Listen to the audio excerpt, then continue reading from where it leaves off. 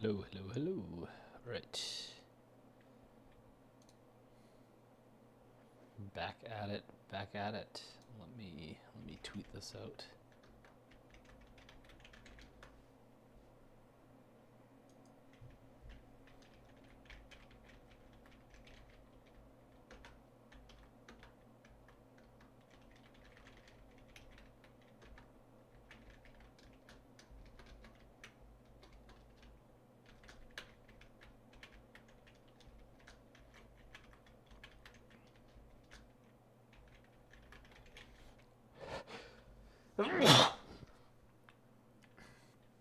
Oof, jeez, that was a sneeze and a half. Right.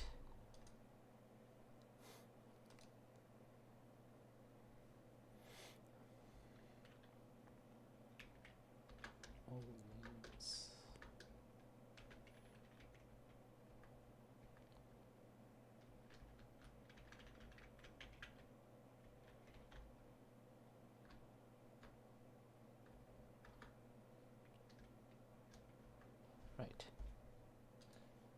Right, cool. Let's just tweet that out. Oh, the project is already open. Does not seem to be open.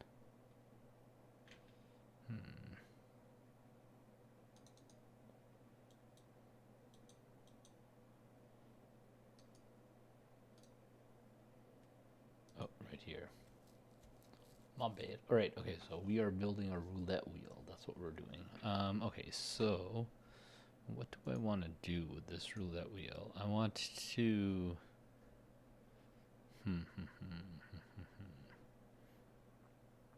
Let's. This is going to be part of the UI. We're going to call this roulette wheel.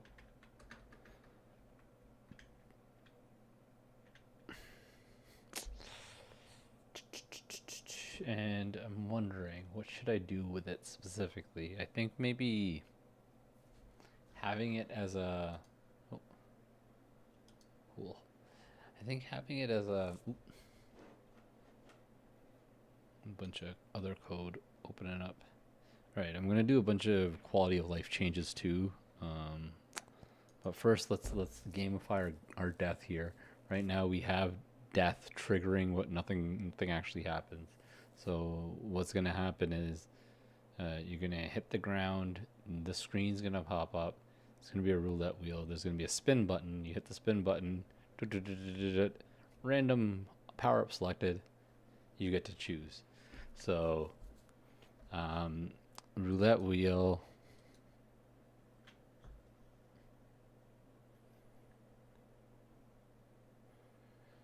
So I can probably do something like set a default element, attribute it to an item, and okay, like I really need to think about this before I started, but it's all right. Let's just uh, let's make the actual roulette wheel. This component, it's we need a scroll rect.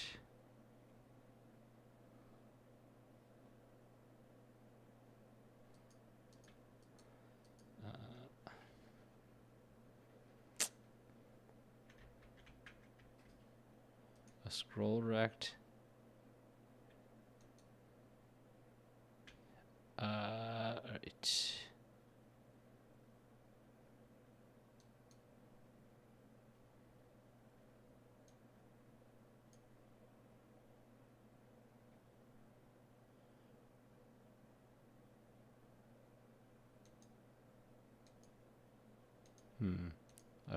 I forgot how the scroll rect works. I always have to look this up every time I use it. I always have to look up how the scroll rect works.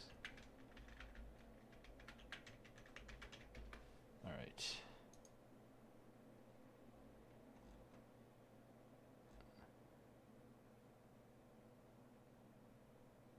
Oh, okay. I get it. So underneath this, let's create like an image or something. I guess this image would be the scroll rect.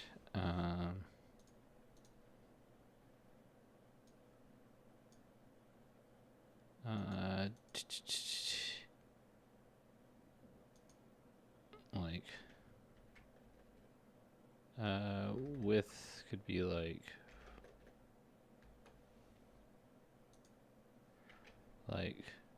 300 or something. Yeah, that should be good. All right. And this is the thing that's going to be scrolling. This is like the mask of the scroll, right?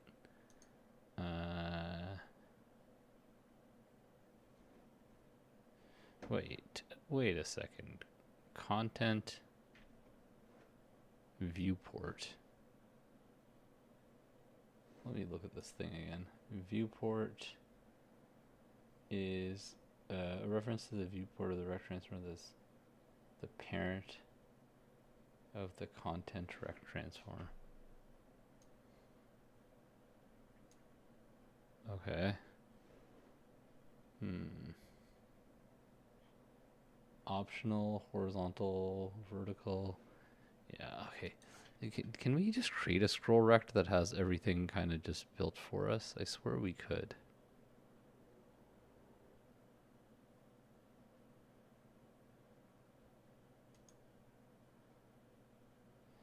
Right, yeah, there is the scroll view that already has all the rect stuff built for us. So delete that.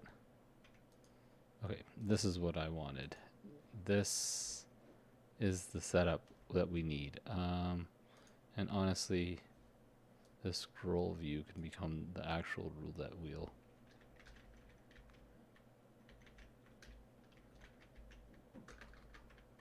Right. That is what I was looking for, because I remember this has a setup already, and what we want for this guy is let me delete that. All right.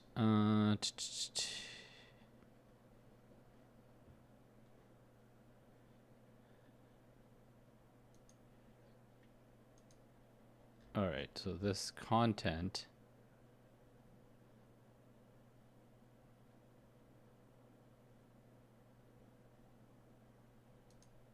okay, so that's this viewport.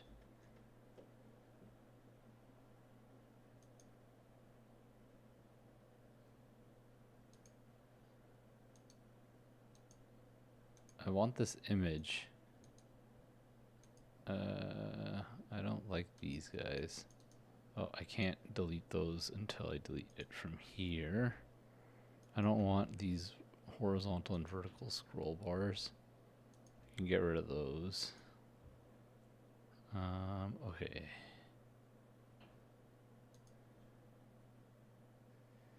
All right, so the content is here.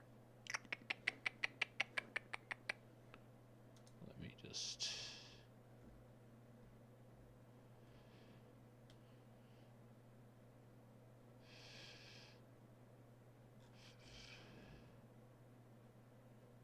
When the scroll rect changes, okay.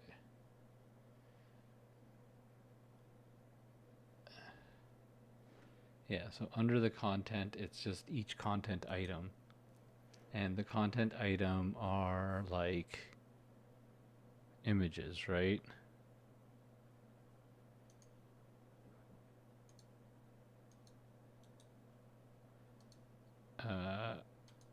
I want it to only scroll horizontally, no vertical scroll.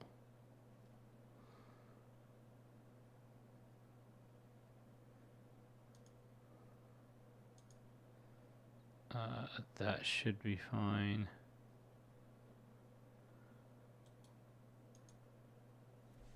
Let's just keep duplicating these guys.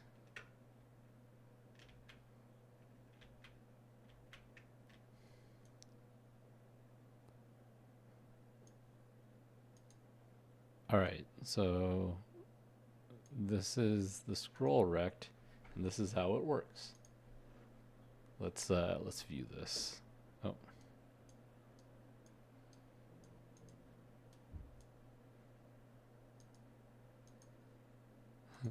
We have the game running in the background while this is going on. All right. Oop.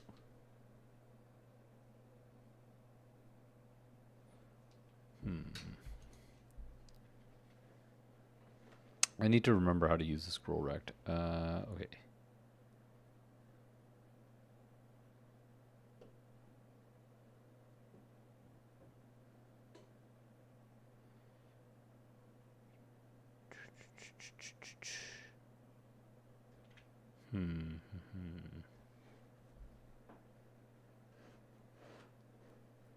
I have to remember how to do this again. If we press play, you'll see that we can kind of, because you haven't removed it from this scroll rect, Unity won't let you disable the game object if it's being used. Okay. Now let's expand scroll view and then expand viewport. You'll see that there's this content game object. Oh, you know what I must have done by accident. I deleted the scrolling, but maybe if I just uncomment them. So under the content,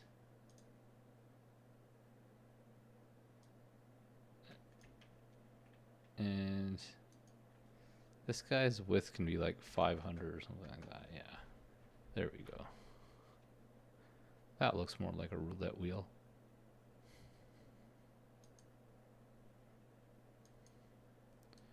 This viewport is... The one thing is, it's like, why isn't it centered?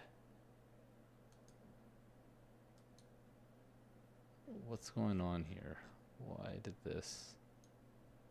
Why is the pivot of this thing off? Looks like the bottom.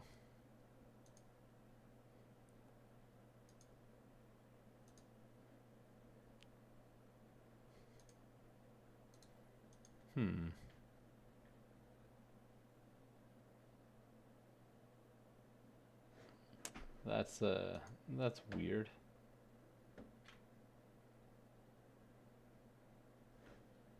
Okay, let me fix all these menu panels first before I do anything else. Okay, so main menu. This menu panel. This content size filter.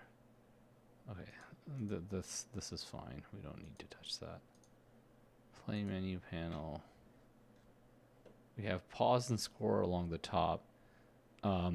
However, this does...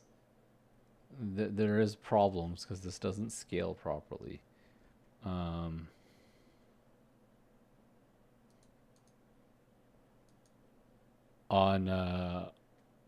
certain phones, are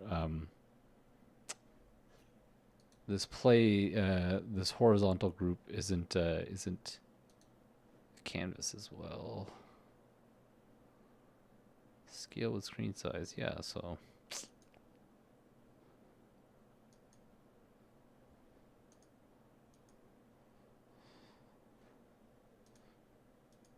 the problem is you can't actually see these elements in the game afterwards, because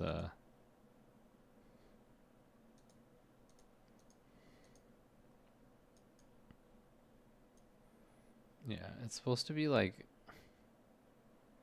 0.5 should be perfect, but we can't see anything on the phone sizes for whatever reason. Like, especially even if I get out of this, I turn on play menu and then I move to like iPhone, score is cut off.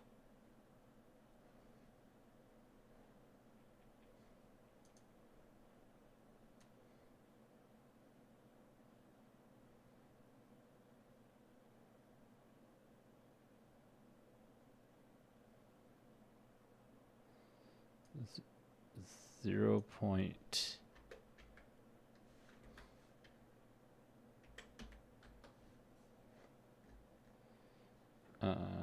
Okay, and our score text can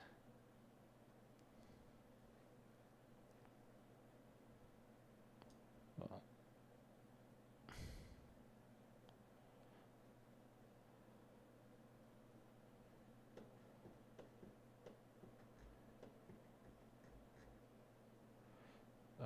it's because it's not centered as well. That's why.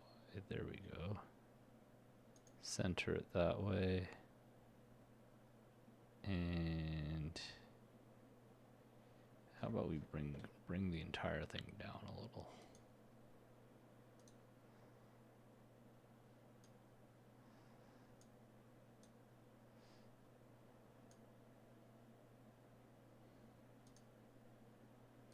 Entire thing down a little.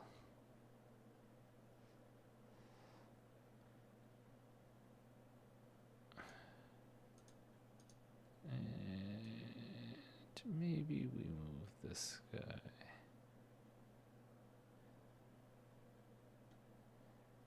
Over a little. Oh yeah, because the score text is being handled by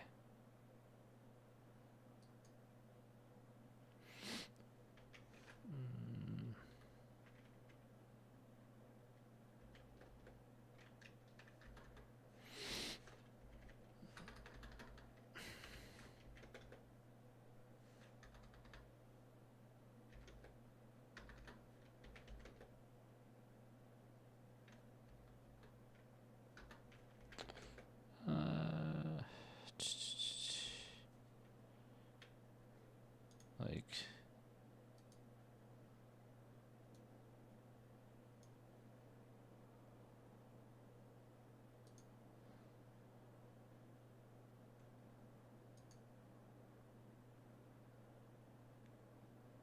yeah, I like the pause button being on that side a little bit better too.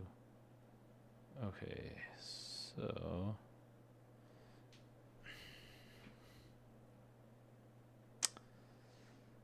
that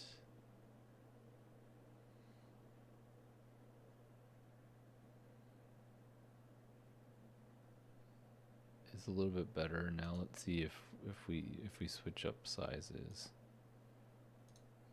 Now if we go to like iPads, yeah. All right, there. And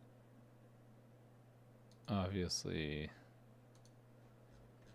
now the pause is within the border.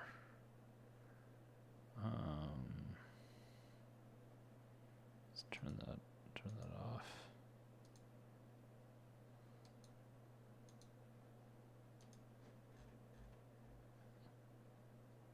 Let's hit play. Let's see what happens.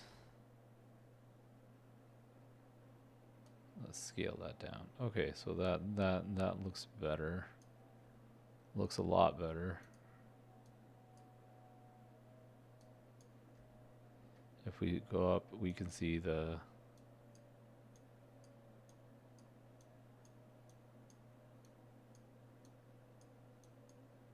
I have no idea where I am. Oh, I'm almost dead.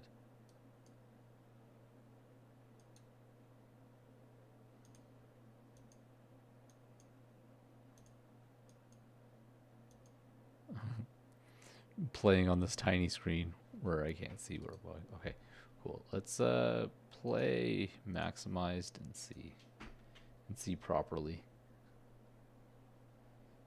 Okay, cool. The score is there. We are visible.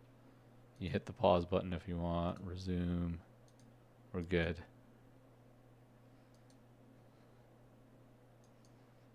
All right. So a little quality of life on the score. Okay, cool. Quality of life on the score. Pause is a little.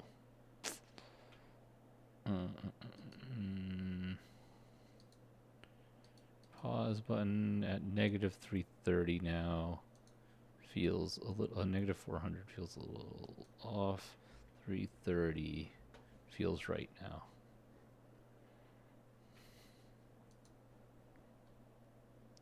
Score text can now be like 50. And make the actual text item box bigger.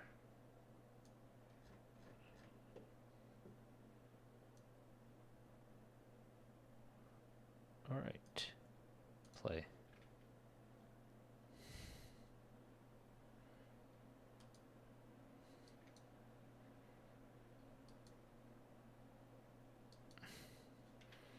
All right, cool. That looks good. Let's just hit apply all for now.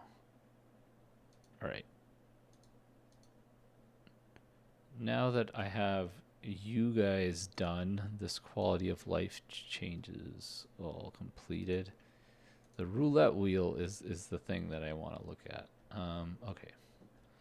So I need to do some research again because I forget. So I just found a video that looks fairly. It looks fairly dynamically sized scroll view. All right, perfect. And then I can add the roulette elements to it after. Okay. Today I'm going to show you how to make a 12 dynamically minutes. loaded scroll view in Unity. Not bad. So in the inspector, we can right click and create a UI scroll view. And this will be our item scroll view. It depends on what direction you want to scroll in. In this case, I want to scroll horizontally and not vertically. Yep. So I'm going to make the width of this game object rather large. In this case, I'm going to put the width to 1920 so it can match the dimensions of a screen. Additionally, under the canvas, I like to put under canvas scaler, scale with screen size, and put in the resolution of a computer, which is 1920 by 1080. So what this does is that if we increase the size of the canvas, the UI will scale accordingly. We don't need that. With Before we add game objects to our scroll view, I'm also going to pivot and center it to the middle here so that it's Okay, so this is one thing that I was concerned with. Oh yeah, see, this should be 0, 0, 0. There. That makes a lot more sense. And this is centered perfectly if I... But like when I grab that, I grab it from the bottom here, which concerns me. Because if I look at the roulette wheel...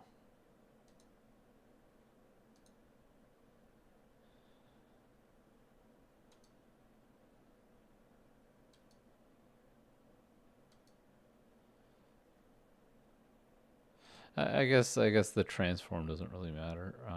Okay, we can keep that centered. We're gonna be moving it this way anyways. All right.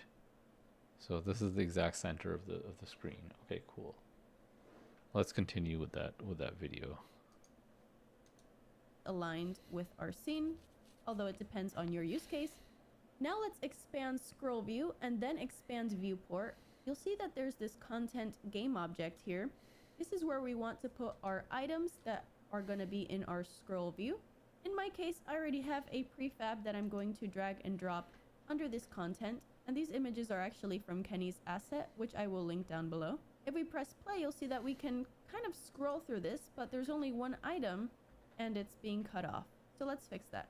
First, to center this item, we can go to content, undirect transform. We can pivot it to the center. So shift alt, click the middle, and now it's pivoted at the center. And then under the viewport game object. Okay, so hold on. Now let's expand scroll view and then expand viewport. You'll see that there's this content game object here. Yep. This is where we want to put our items that are going to be in our scroll view. Okay, in my case, I already have a prefab that I'm going to drag and drop under this content. And these images are actually from Kenny's asset, which I will link down below. If we press play, you'll see that we can kind of... Okay, cool. Kenny's asset. Let's take a look.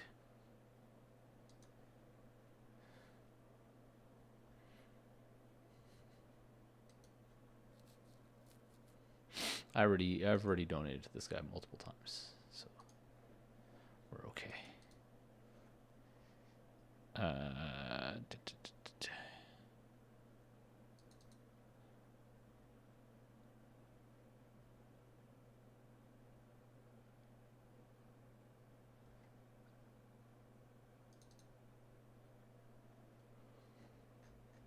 What is this? It's just a square.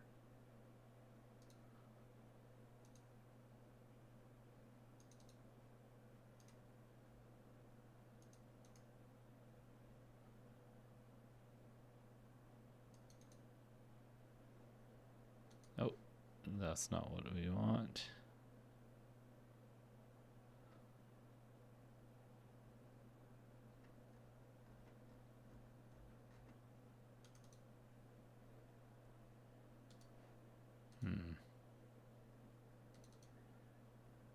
Fonts, sprite sheets.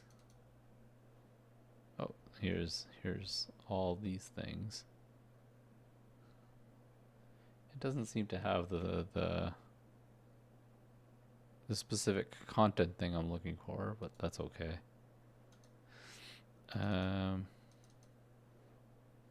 Same thing. Yeah, but it doesn't seem to have the roulette wheel content thing I'm looking for. That's okay. Oops. No, we're gonna go back.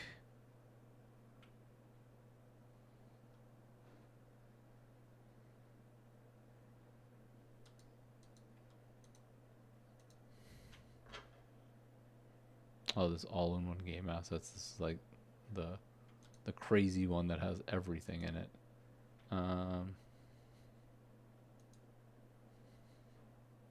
All right, here we go. This is the one we want.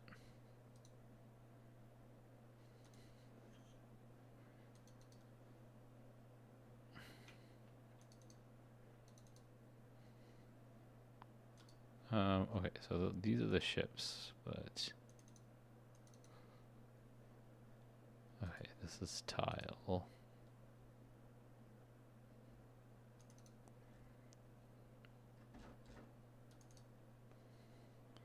All right, cool. We'll just I'll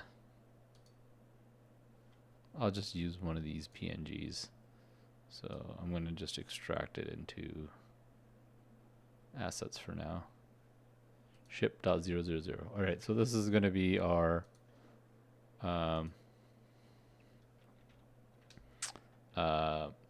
placeholder roulette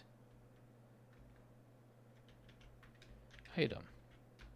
This can be whatever we set on this stuff. We can probably it'll probably be pretty decent on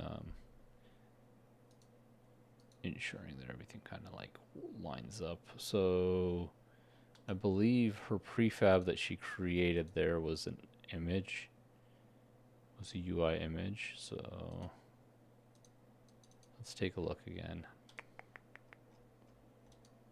Scroll through this, but there's only one item and it's being cut off.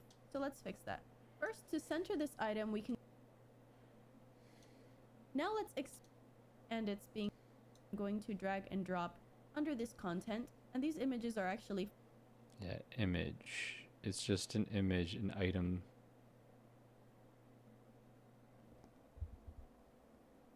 There's an item script on it, but I guess that doesn't matter, right? Let's because we're gonna need to have like an ability to kind of understand which element of the scroll view we're on. So let's go ahead and do that. UI image test element. This guy goes here, and we need to obviously center him. How does she center him? From Kenny's asset center, and then under the viewport being cut off. So let's fix that. First, to center this item, we can go to content, undirect transform. We can pivot it to the center, so shift out, click the middle, and now it's pivoted at the center. And then under the viewport game. Okay, so she wants us to do that. Pivot the content to the center. And viewport to the center as well.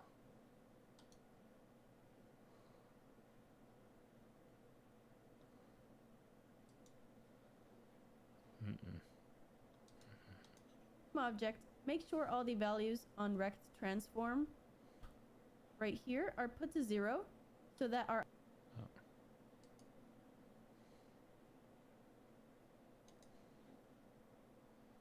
So that should be stretched.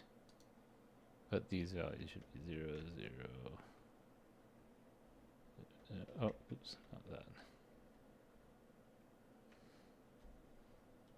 The viewport should be stretched.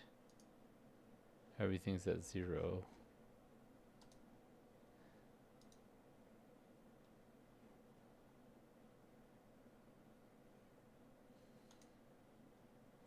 See, this is the weirdness that I'm thinking of. Like, what's going on here? Why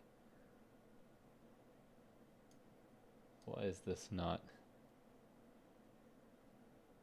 like, what's all this extra?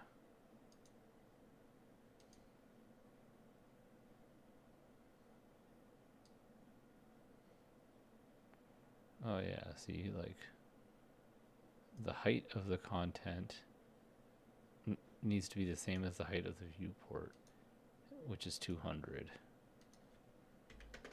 That is where I messed up. Okay, cool. Cool. So now that we have our first little content element in there, our little test element, put it at 0, 0. All right, cool. All right, let's. Is this all it is? Like, can I just duplicate this test element over and over, place it next to each other?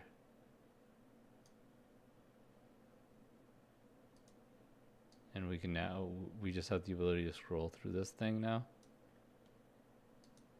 All right.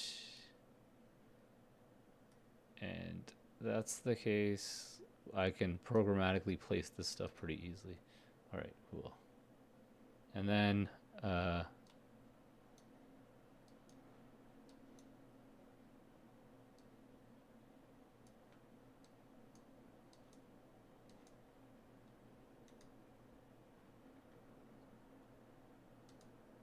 okay, so viewport, roulette wheel, it's elastic, I say clamped.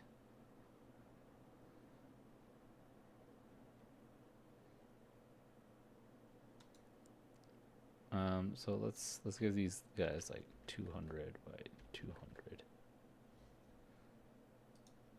Oh yeah, see, there's like an element on an element, which is probably not reasonable. The reason why I'm not writing. Oh.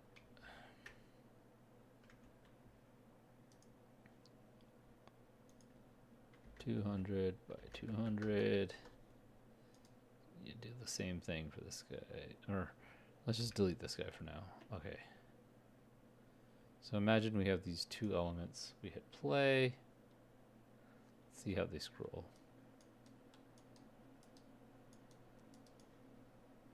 There is no scrolling between them. Why?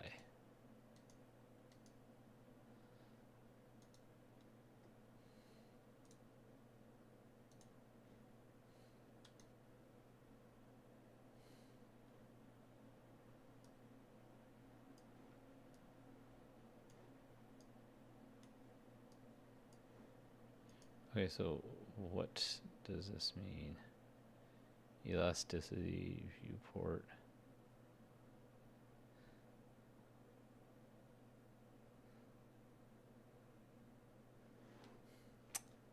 This is weird. It's weird that it's not like allowing me to snap to the next thing. Like, should I just make it wider this way?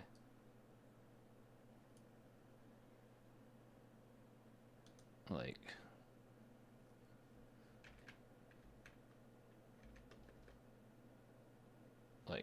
with still center it, but snapped to this guy.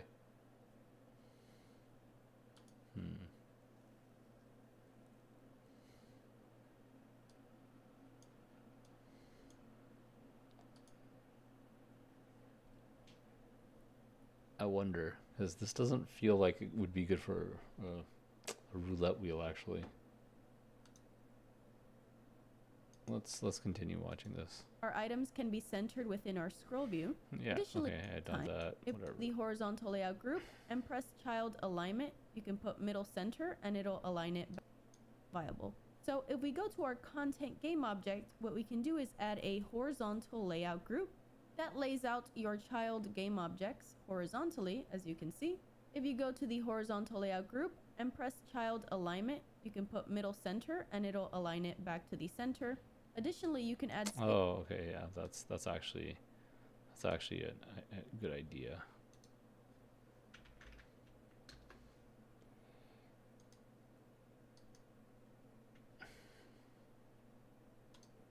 And see, the thing is the content. Now, the viewport's that big, the content should stretch the viewport and be 0, 0, 0, 0, 0. Okay, cool. And with this horizontal view, I need to be able to stop on one of them and be like, hey, you've stopped on this one. Yay, that's what you've gotten. Way, woohoo. All right. So that's not bad. Let's continue. spacing between your game objects. So let's say you want a little bit more spacing, and you can also add a left and right padding if you don't want your game objects to be cut off by the scroll view. So let's say we want a padding 50 to the left and 50 to the right. You'll see the padding is added. If we click play, you'll see that now we have our game objects here, which is super cool. However, if you start to add in a ton of game objects, you'll see that they start to overlap one another. So let's add in some more spacing here. If you click play, you won't actually be able to scroll to those new items. And that's because the width of this content rect transform does not change depending on the size of its children. So we want the size of this rect transform to change depending on the size of the layout group. And for that we can... Oh, okay, so that's why. So the viewport can be tiny, but the content needs to be big. Understandable. And now doing that allows us to get that sort of roulette wheel feel. Ha ha ha ha ha. I understand. Okay. So if that's the case, what we're going to do is our content, we're going to center it again. Leave it as big as it needs to be. Our viewport, however, I'm going to make it tiny, like this, and center it within the content window. All right.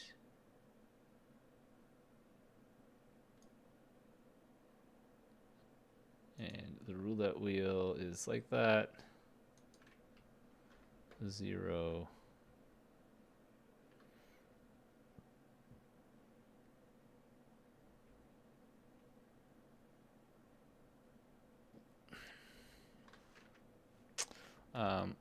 Width can be like 500. Height 200. Yes. Viewports like that. Contents bigger.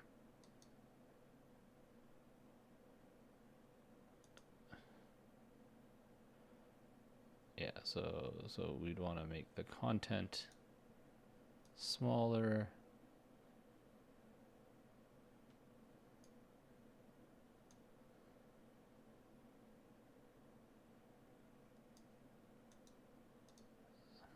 Why is there like a red X now?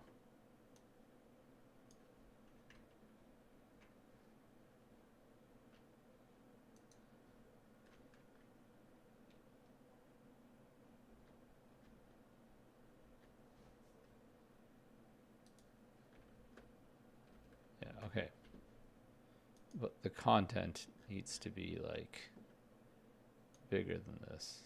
Yeah. That's the reason.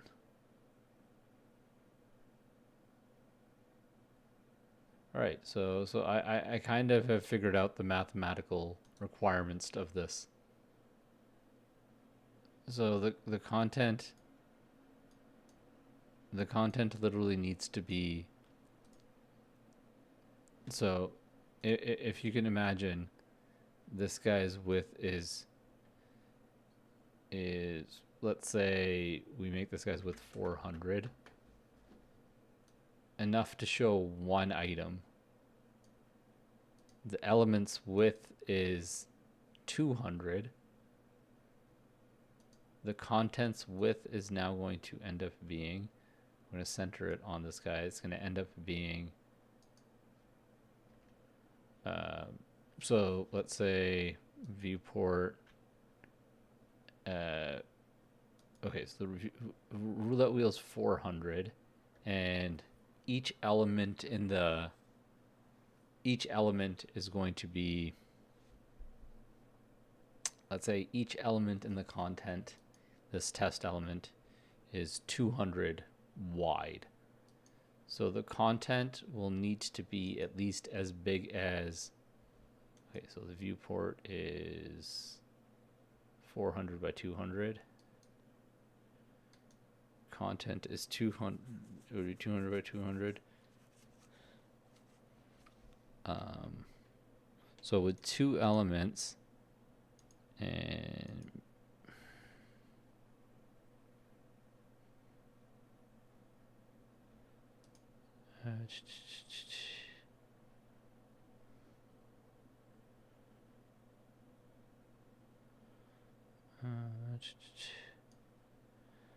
it would be aligned like this, and with two elements it would be the content, viewport is 400, the content should be 800 exactly to scroll exactly how I want it with two elements. And this is the math, I think. Okay, yeah, see, the content scrolls exactly to the next element, and we have it like so it doesn't actually stop in a line, but I think we can get that if we clamp it. It should stop in a line, and if that's the case, no, that just clamps to the end of values. Let's, in regards to alignment,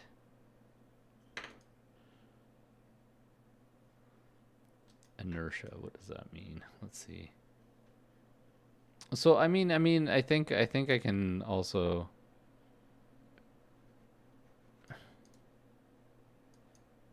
Okay, there's no like inertia. Well, we can keep the inertia, but I've figured out how we're gonna make this work. We're going to calculate a distance away that is exact amount of units, and we're going to change the value. And I believe as the value scrolls, we can actually determine it. So what we're gonna want to do is we're gonna want our roulette wheel. We're gonna want a scroll rect kind of understanding of our roulette wheel script. It's gonna need to understand our scroll rect. We're gonna need to kind of understand our content based upon the amount of items that we're going to have, and we add the items based upon little prefabs that we make. Okay, awesome. I understand. So I like the way that the sky looks right now. 200 might be a little 400, 500 by 300.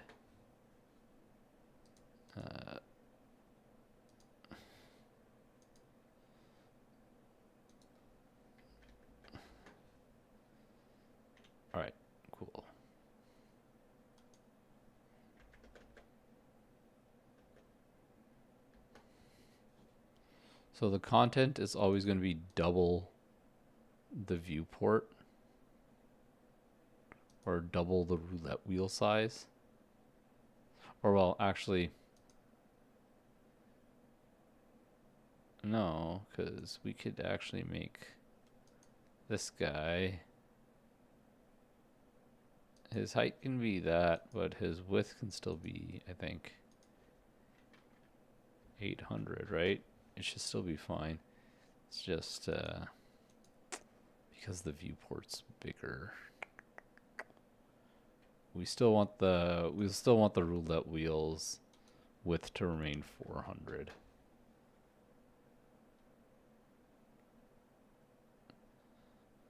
To be honest, it could even be exactly 200.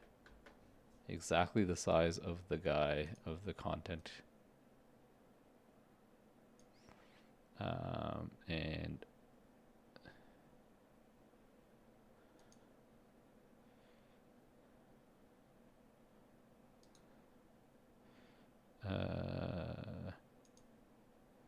middle left, and yeah, then we can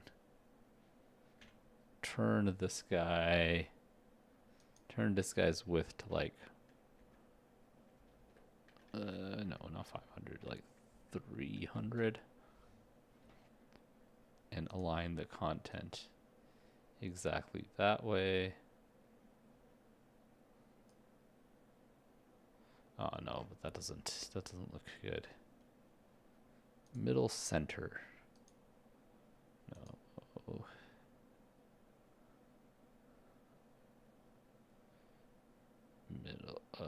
Middle left.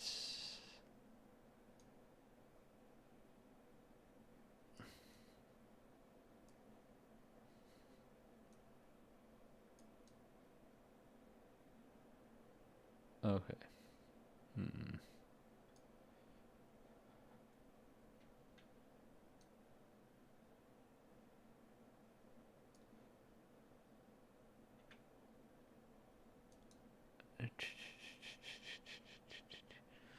I'm just trying to think about how to space this correctly so that we don't have to really worry about it. If I put it in middle center,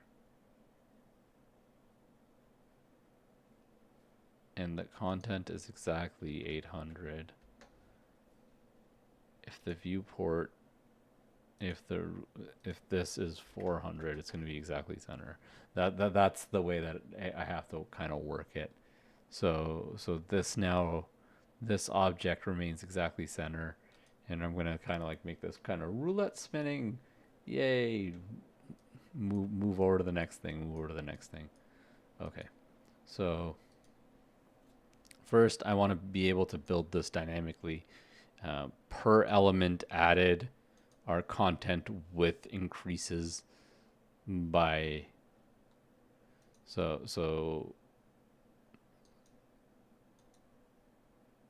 the width increases by 2. So this is like every element, its width is 200. So the content has to be double the width of every element. So if it was just one element here, it would be 400, like the viewport. So it's basically, because we have 2 elements, it's double the viewport, but really it's going to be double the amount of the width of the elements in the content. All right, so let's actually write this down so that I remember it. Notepad. Okay, so content equals double the width of all child objects.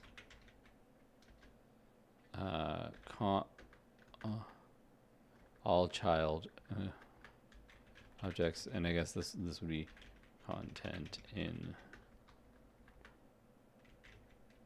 the wheel, right?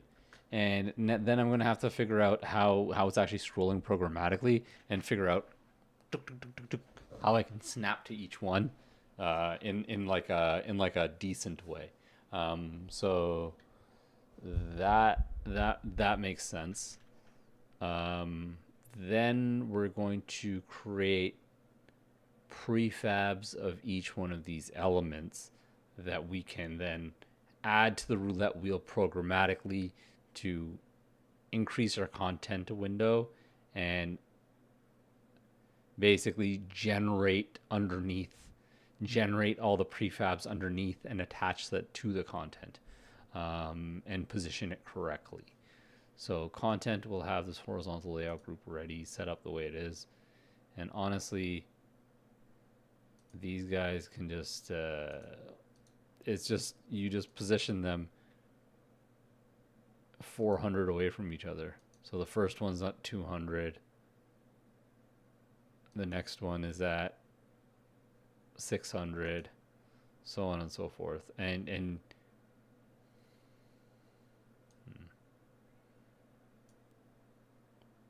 honestly, if I just duplicate a new one, it would automatically, because of the horizontal layout group, it automatically positions it anyways. So we don't have to worry about that actually. So cool. Let's start building this out actually. Our roulette wheel. We're going to create public list of we'll just make it a game object because that's pretty much what it's going to be. This game object, we'll call it content pieces, and honestly, the content pieces will have a standard width and height. So I'll say int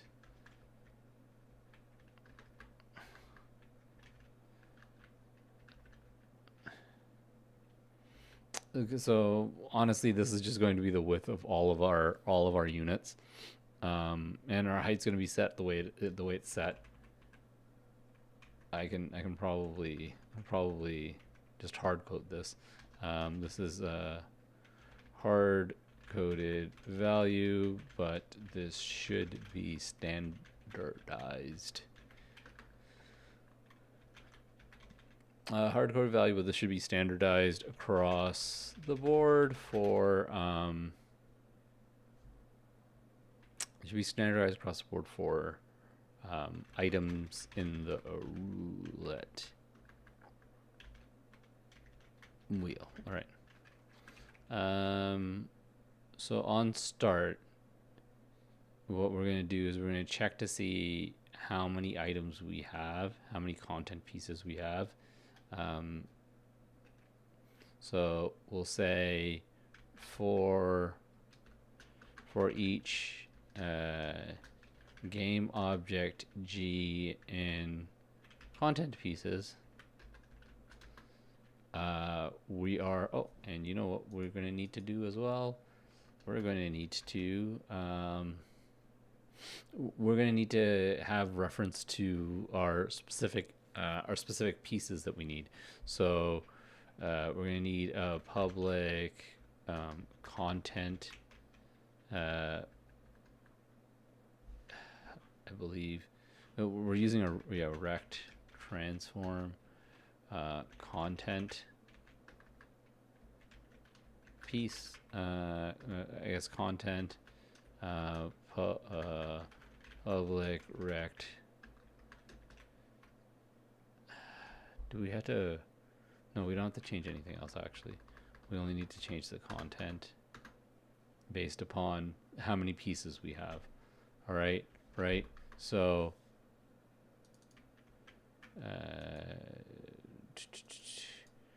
we will say, and we also need content group public.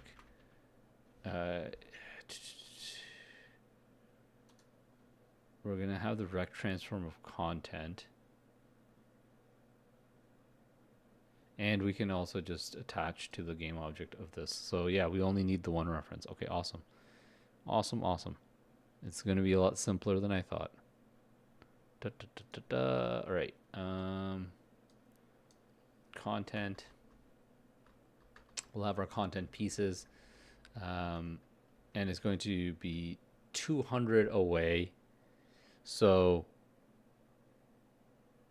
our previous piece plus,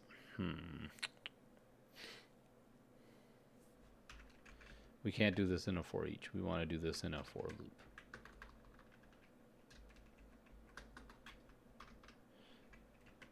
I is less than content pieces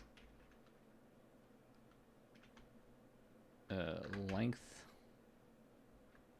count. All right. So we're going to keep scrolling upwards, and what we're going to do is we're going to add basically all of our content pieces as game objects underneath our content scroll object. So we'll say content dot game object dot attach, no, or it would be it would be game object, or maybe we can just do it in one line. Instantiate content pieces I, and the positions that we want to instantiate content pieces at I. Let's, and we'd want to attach get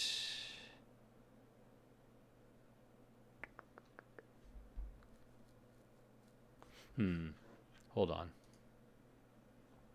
let me think, because honestly we might just want to store them as rect transforms. We might not want to store them as game objects, because the thing is, it's like we want to position them, or actually we don't want to position them because we just want to attach them, because the horizontal layout group will do that for us. Okay, yeah, never mind. My apologies. We just wanted to, at the end of the fact, we want to set our content to rect transform. So yeah, we can store them as game objects. That is fine. I keep forgetting that we have the horizontal group. All right, so attach, or get transform dot set parent to content dot game object, right?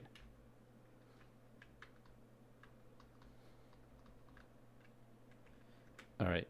So basically, we'll grab all of our pieces and we'll instantiate them. So once we've instantiated all of our pieces and we've set them the parent, what we need to do is we need to say content dot rect dot width is going to equal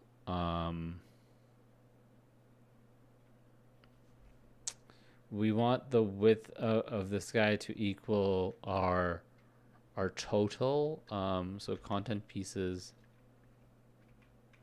dot count, our total content pieces inside this thing, inside this transform, inside this scroll view, their widths. So we're going to multiply this by the width that we have, and this is times 2. It's like 2 of this. That's the width that the contents.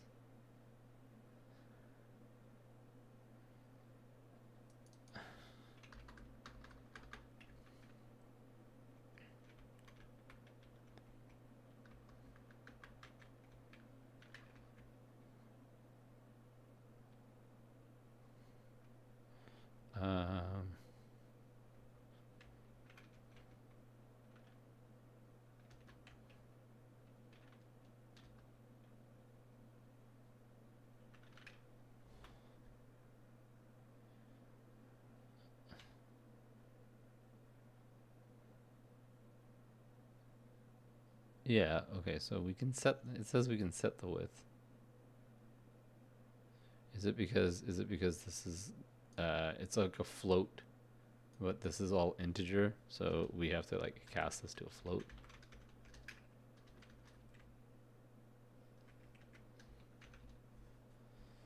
Nope. Okay.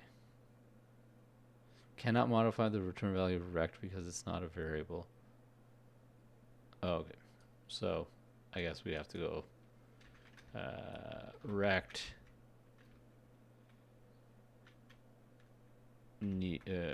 temp rect equals content dot rect, and then we do this. That's so weird. Local variable.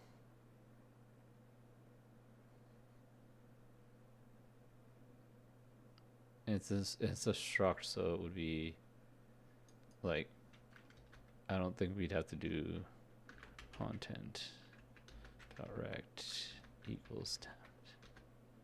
Like, we wouldn't even be able to do that.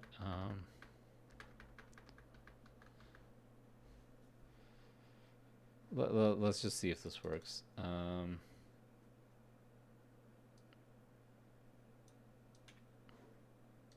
I wonder what how the lady's doing it in this how she's doing it. Add in a image, which is a glass panel, and then a child of it is another image, which is the spaceship. And so I want to change the spaceship dynamically.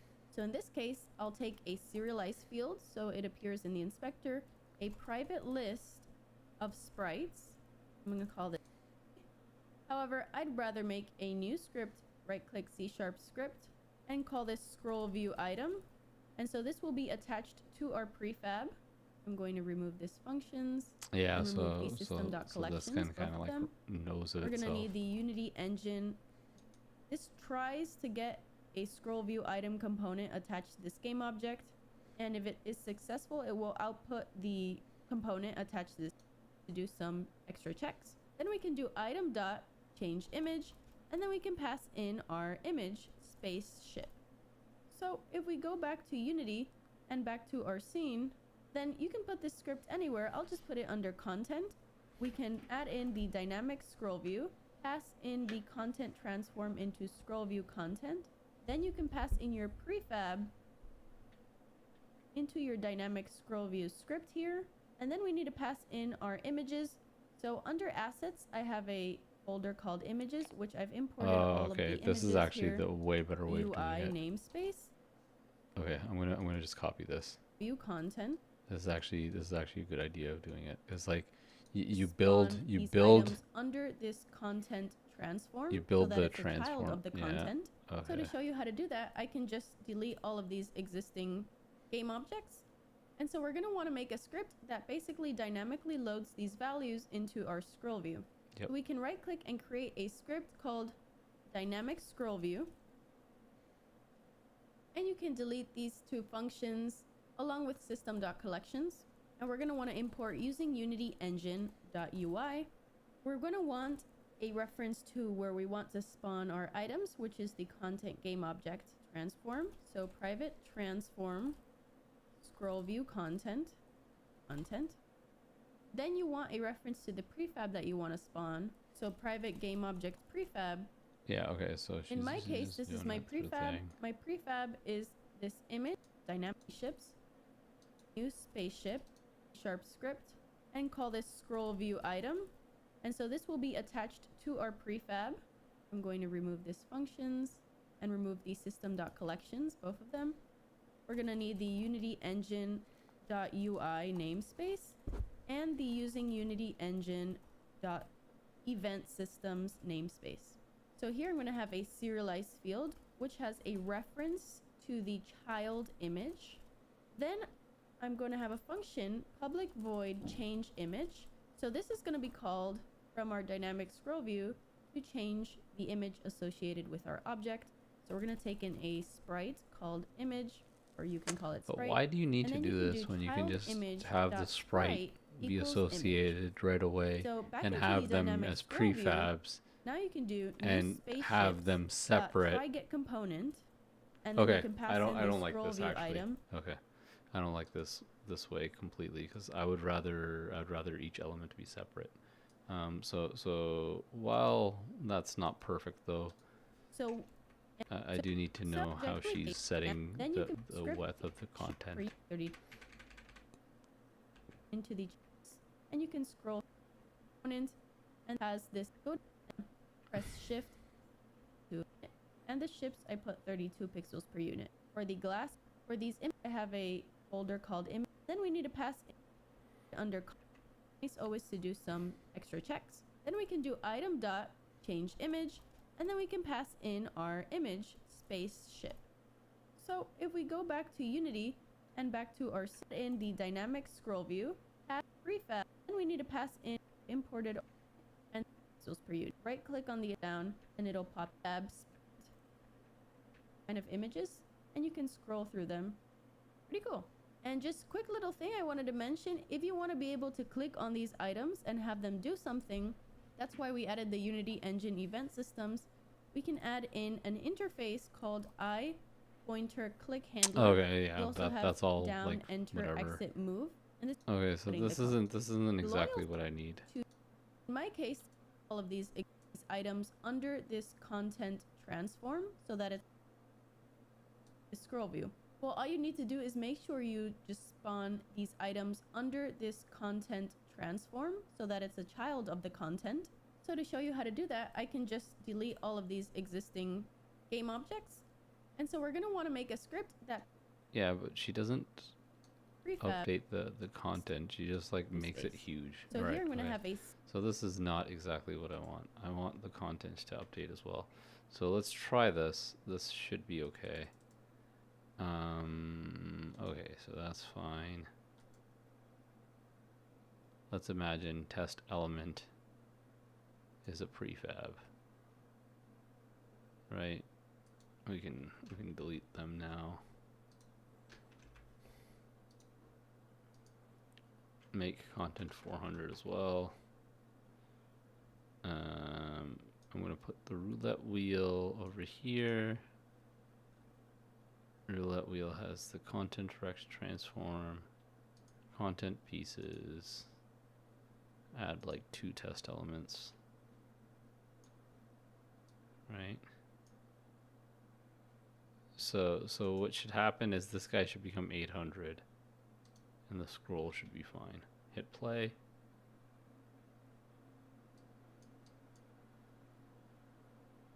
No bueno. Right, let's see. Let's test something.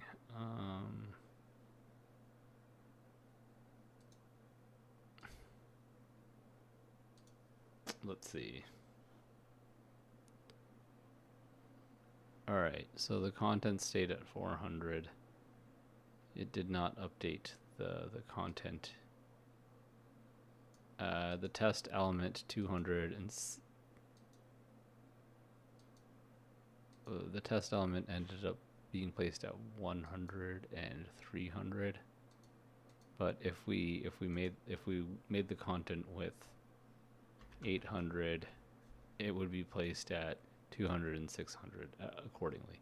So again, the content rect transform has to be changed. Now I need to figure out that rect transform with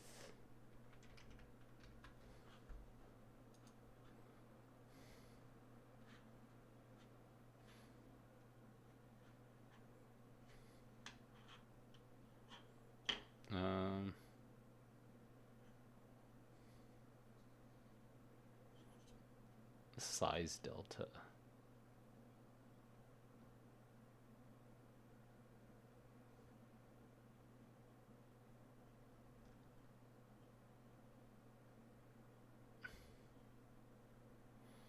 Oh, okay, that actually makes sense. Okay, so I can go into. So we're gonna also need the height so our height is going to be 300 by standard default measure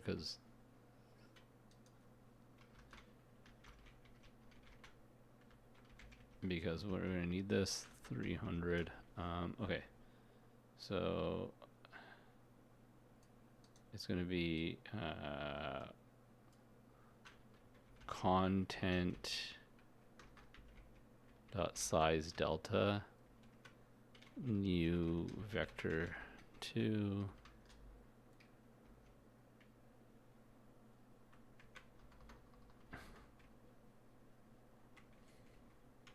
that's x height. That should be good with height. And we can get rid of this line. All right. If this works, that means that we can have a dynamic roulette wheel starting to take shape here. So let's save that.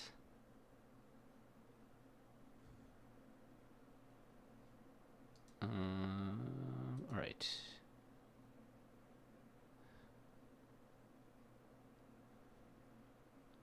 Ha ha ha. 800, 200, 600. Aha. And the scroll. Ha ha ha ha ha. Nice. Okay, so this this ends up becoming like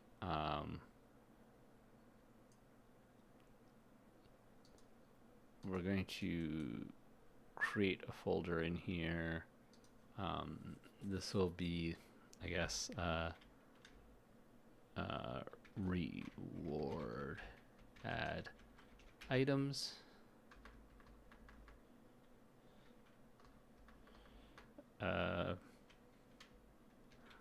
Rewards. We can just call them rewards. Call this test element, but I'll call this test reward. And like the thought process is it's going to be like and it's going to like scroll through. What I'm going to have to figure out now is I'm going to have to figure out how to wrap the scroll view. I'm pretty sure we have like a unrestricted, maybe that's allows us to wrap it. If that allows us to wrap it, oops.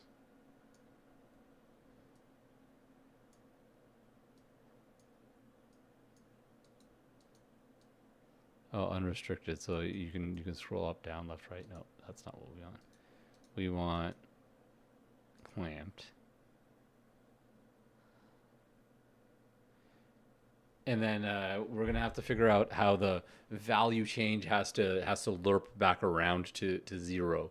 So to create like this this wrap.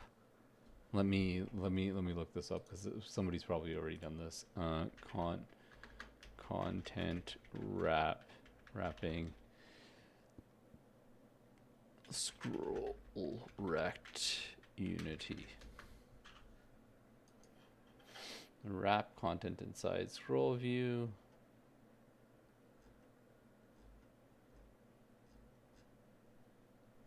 Nope, that's not what I want.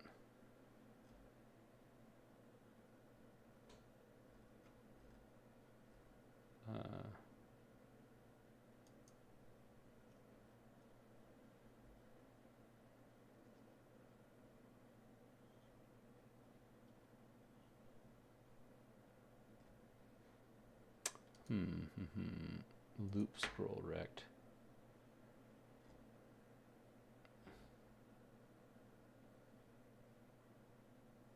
Yeah. Oh, that's what it's doing. I get it. It's storing it itself.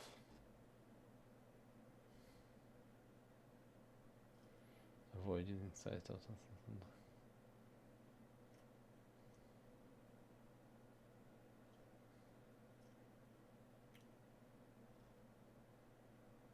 All right, so this guy has like a very, very cool solution to it. Uh,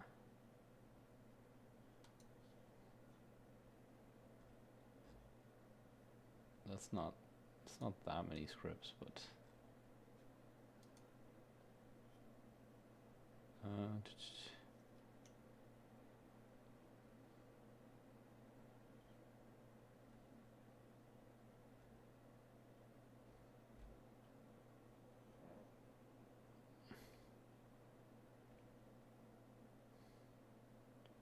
oh, UI toolkit.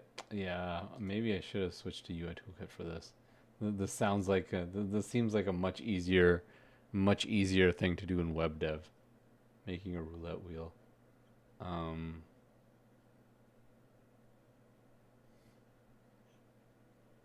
hmm.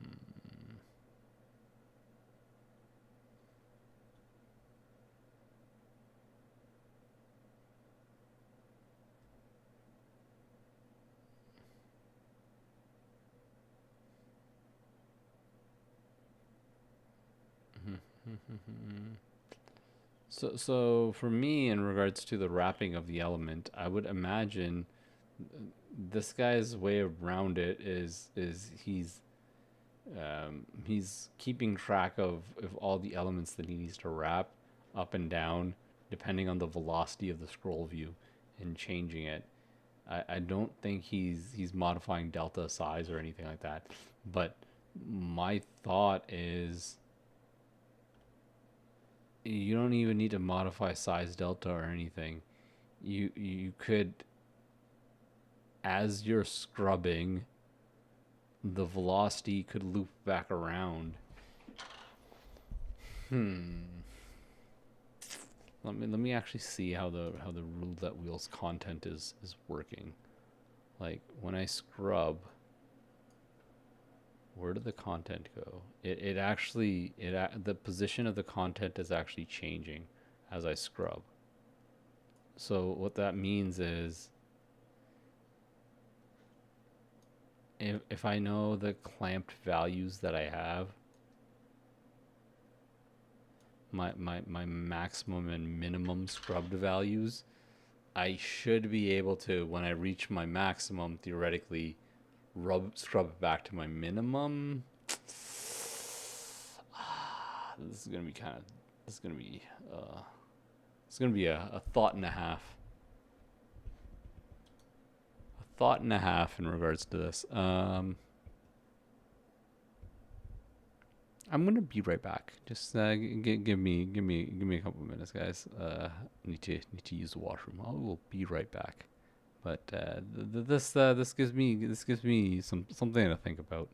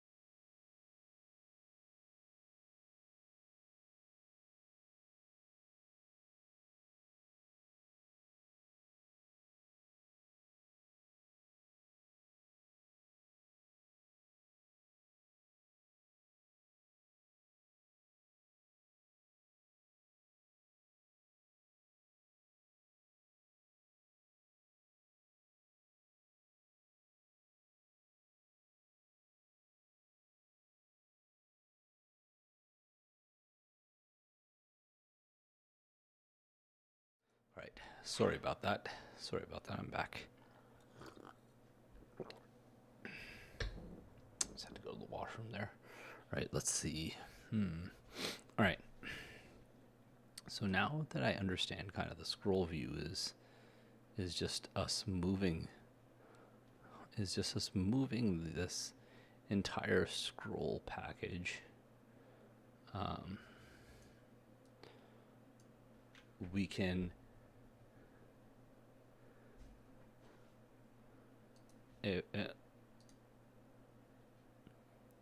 basically this on value changed.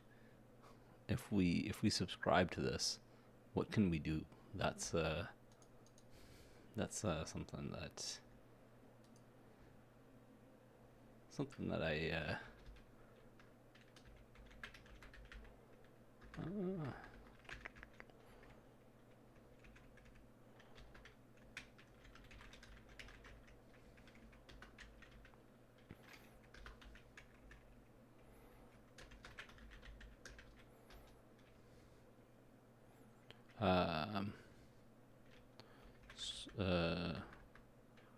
scroll rect, yeah.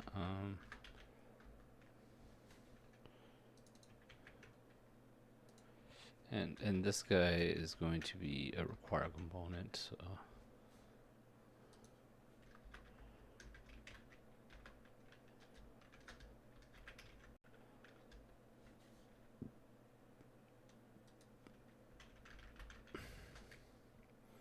all right. Cool. This should be okay. Scroll rect get component. Scroll rect. And then scroll rect dot on value changed dot add listener value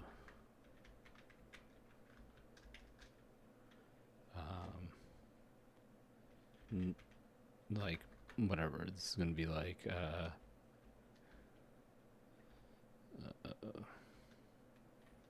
value scroll value whatever or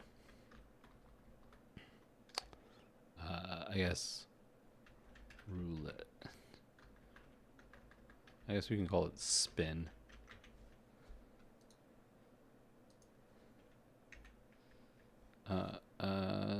No, this, well, I guess it is technically spin, because on value change. Well, I just be on value change on.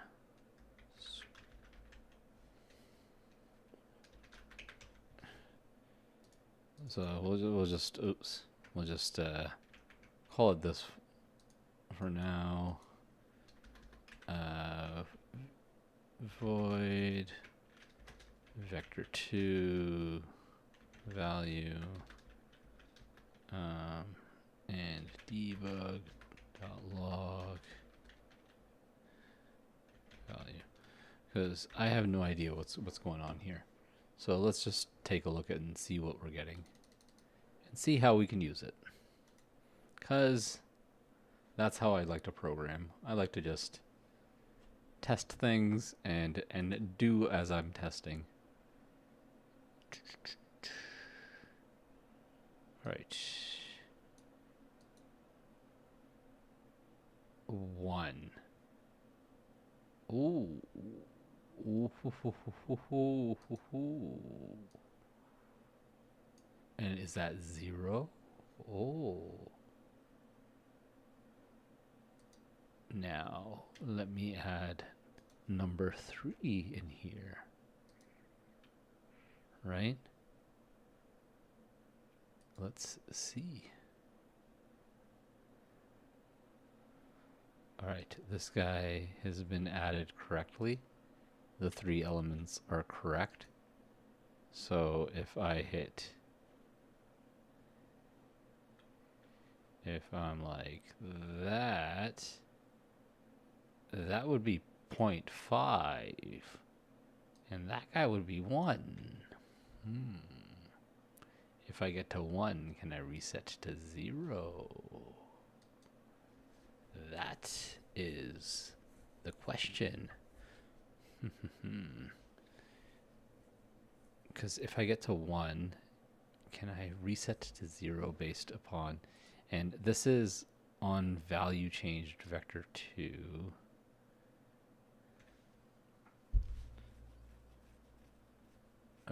And this guy's scroll rect is... We don't want a vertical. So if we click on that, let's see. Does this change anything? No, it doesn't change anything. It's like...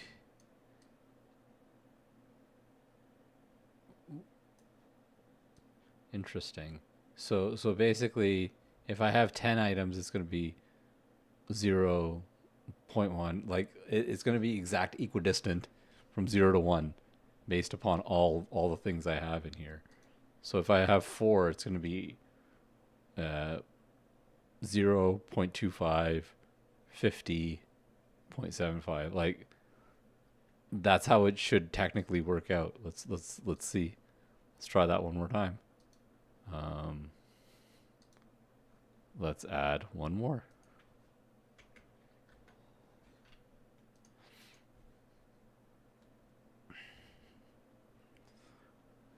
This is here. 0.25. Like it. Oh. This is like 0.3. 0.6. Oh, it's because only 3 got... Oh, well. There are 4 there. Yeah, 1. Oh, well, yeah. I guess that makes sense. 1. 7... well... Point. Like 6. 6, 5. 6, 6.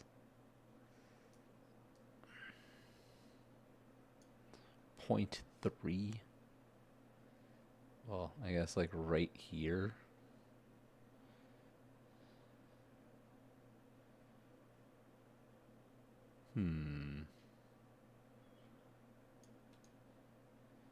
This doesn't work exactly as I expect.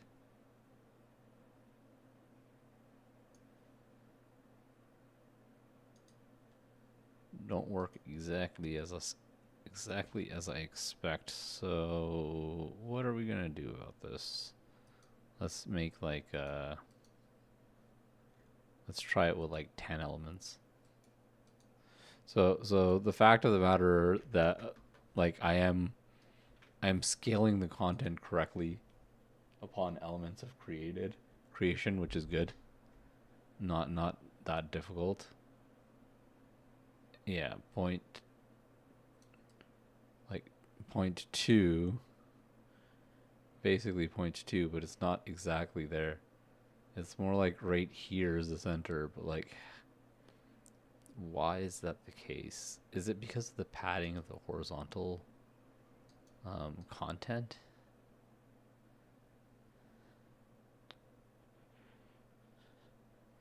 There's no padding or anything. Yeah, there's got to be some sort of relationship between this horizontal layout group and the scroll on vector change. But if that's not possible, we could just keep track of the contents width and height, because like we're setting its size, and we can get its rect, and we can understand where it's located.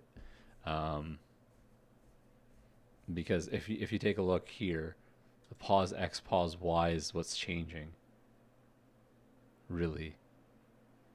Like so you can imagine if we have 10 elements, element 1 is negative.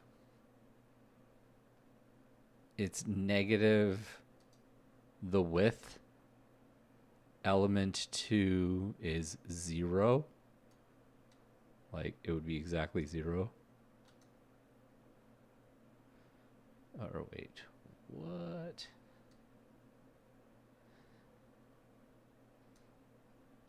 Negative 200. Negative 600. It's going negative values that way and positive values to negative 200. Okay, so if it starts at negative 200, basically you just minus 200 every time, or minus 400 every time, like 2 times the width to get to the next element. So yeah, negative 200, negative 200. You scrub this to like negative 600. Oh, oops.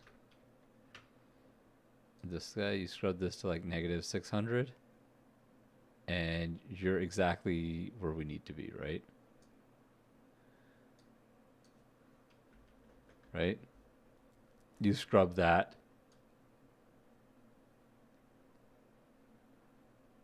Nine to like 1000 right there.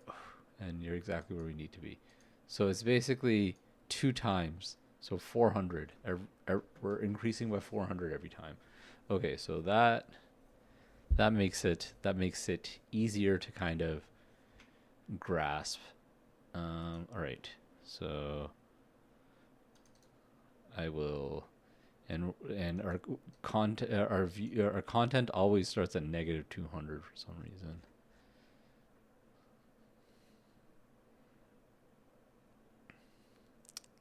That's okay. All right. What are we gonna do? We're gonna build a wrap. We're gonna build a wrap function, aren't we? All right. Hard-coded wrap values. Int max. So we float.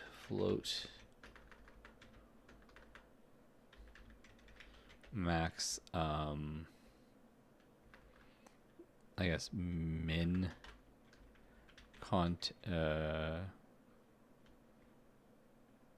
min pause x equals negative 200.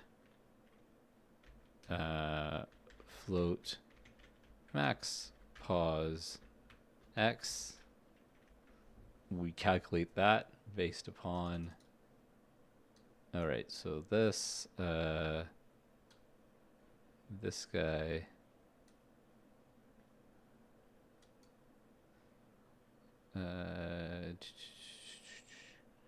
Max pause x. We can just call this content with, because I'm pretty sure that that's what ends up being the max pause x, doesn't it? Like, so.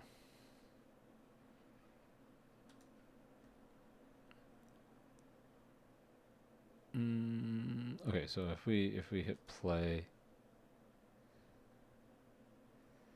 so our content width is 4000.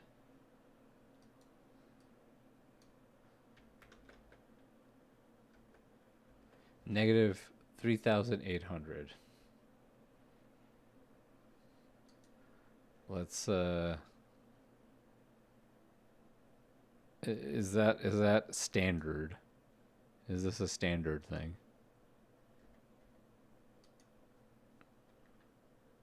Two. So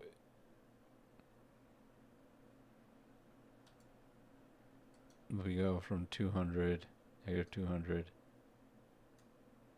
to negative 600. And the width is 800. It's minus 200 as well. So it seems like it's a standard thing. It's like minus 200 of the width is going to be the max pause.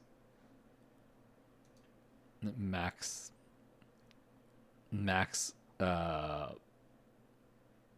I guess that would actually be the min pause x, and this is the max pause x. Oh man, that's kind of funny to think of.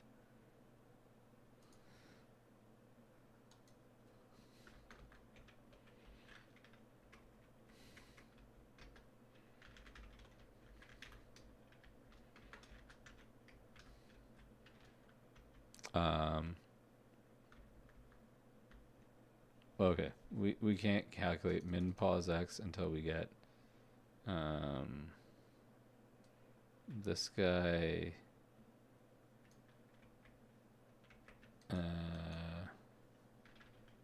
content width equals this guy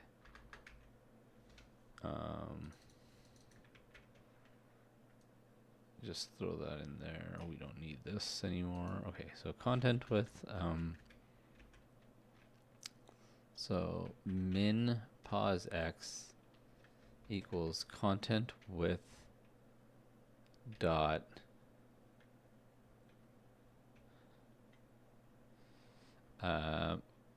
content width minus 200 plus 200 really, because content width is going to be a negative.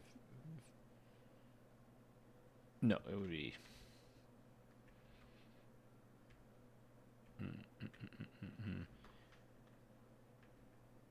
negative content width, because yeah, okay, plus 200. I think that's like the always the case. This is always what's going to be the case here.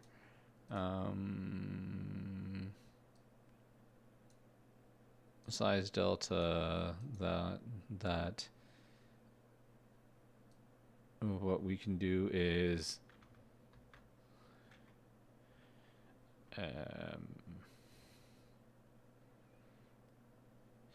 if because this isn't going to be something that the player can scroll, we can like fake the roulette sort of thing. If we're approaching 1, that means we have to wrap back to 0. The thing is, scroll rect. What can we do with scroll rect? We can probably do things with scroll rect.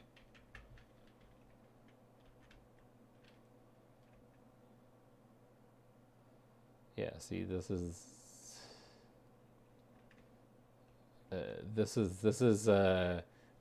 going to be this is going to allow us to do some certain things. So when we're approaching velocity 1, if value equals value dot x is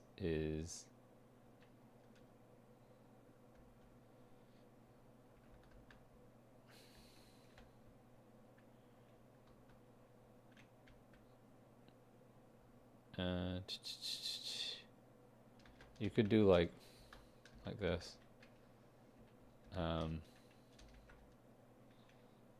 Then scroll rect dot vol.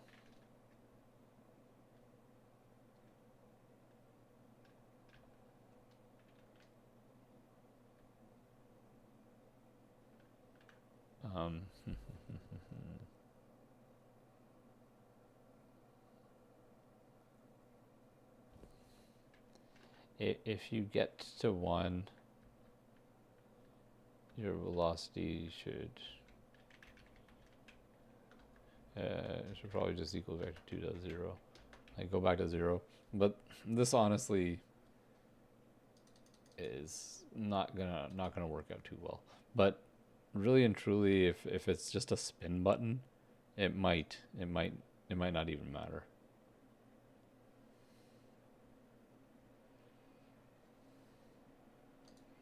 And if we can scroll this way, then nicely done. No, we cannot.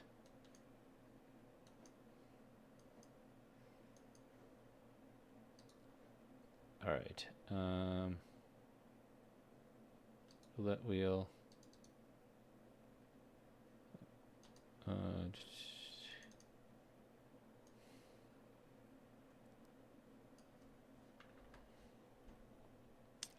On this is like where we're reaching. So honestly, this can come in handy. Mm, this might not be able to come in handy, really.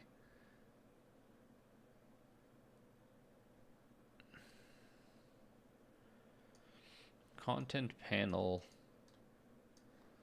So we have the content panel here. Um,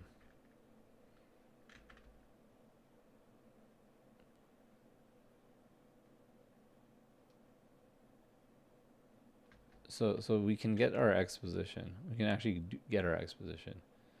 Okay. So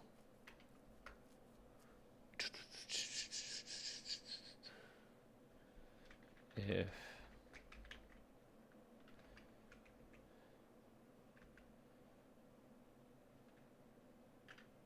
content dot position dot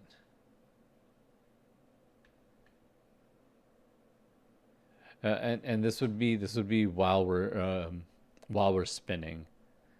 So this needs to be gated by like a boolean of while we're spinning, or probably in a coroutine of some sorts, possibly a coroutine. If content position dot x is less than min position x,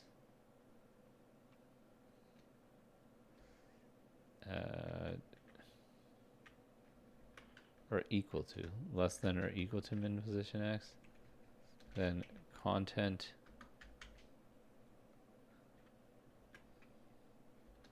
dot position dot x is equal to max position x, and we can't do that.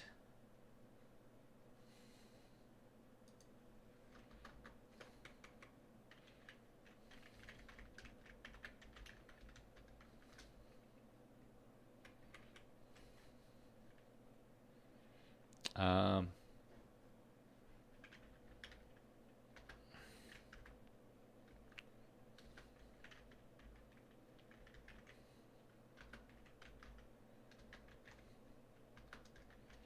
all right.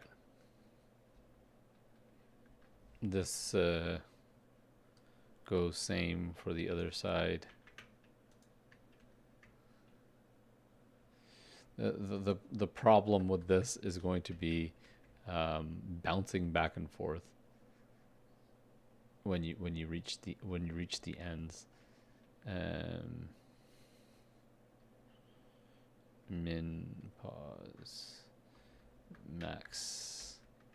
If we're greater than or equal to max pause x, we go to our min pause x. This might be a disaster right now. With two, you might just keep bouncing back and forth.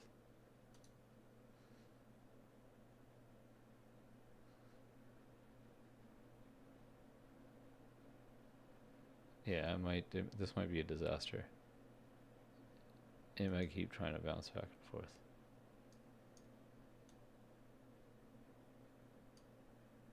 Okay, so we are trying to wrap here.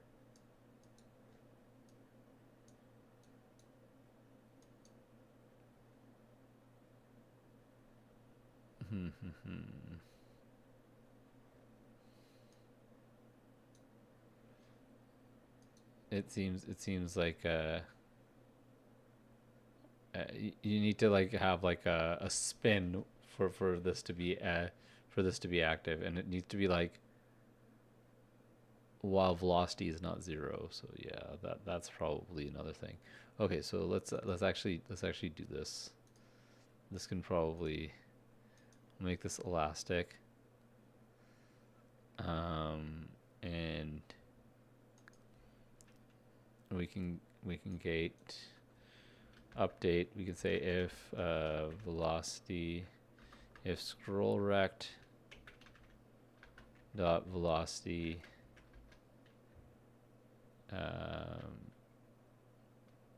is basically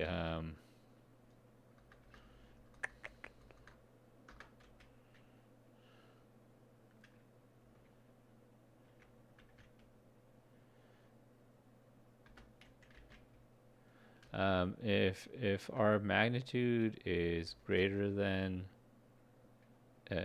if our magnitude less than or equal to 0, well,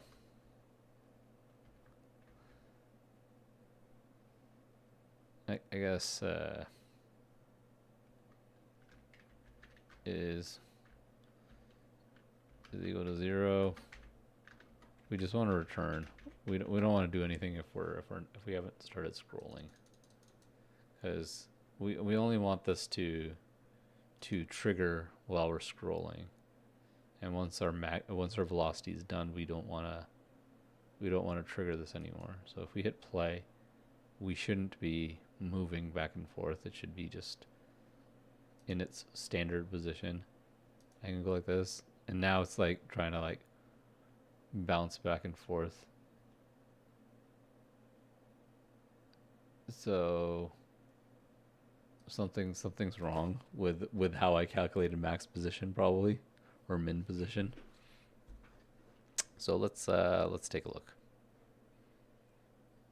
If we go over here, let's just attach this.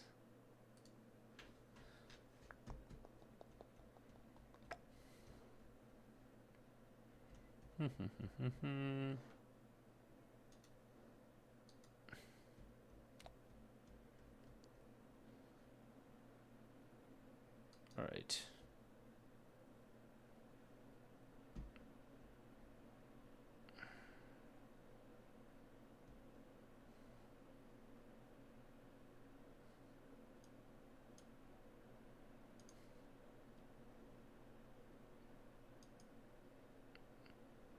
Why didn't this trigger yet? Oh, that's why. It hasn't even played yet.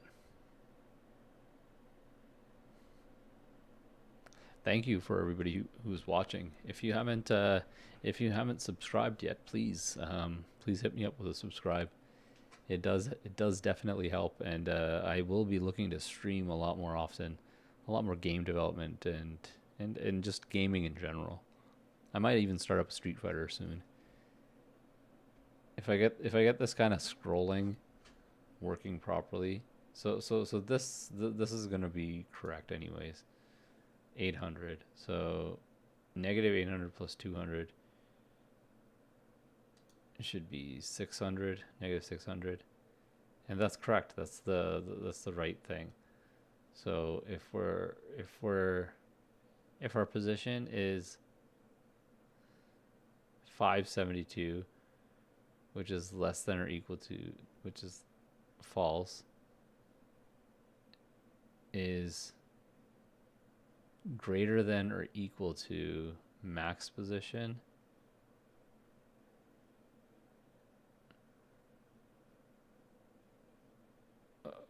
five. Oh yeah, because the position is in positive, so that's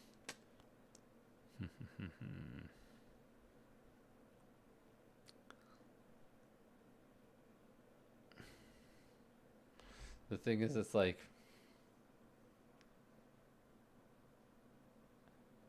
the positioning, the position 571 is different than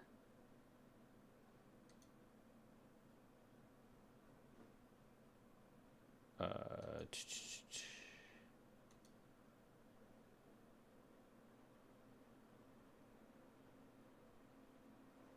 right. Let's turn that off for now. Just want to see something.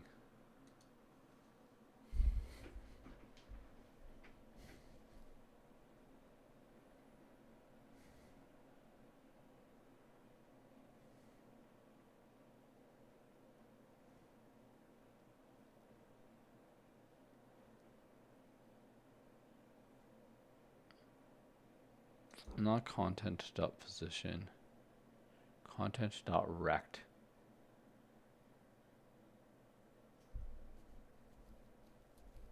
Because the thing is, the position is based upon, I guess, game object positioning, and that's not the same. It's not the same thing at all.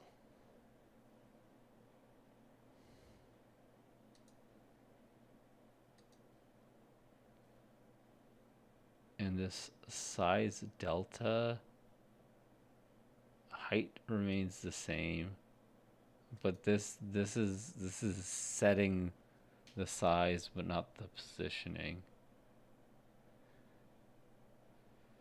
Yeah, that's fine. But the positioning of it, which is why this isn't working properly. So this needs to be content dot rect.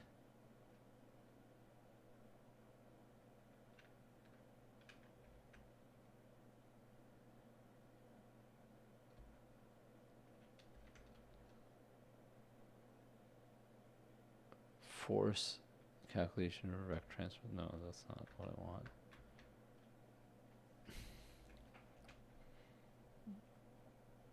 Game object. Yeah, that's anchored position.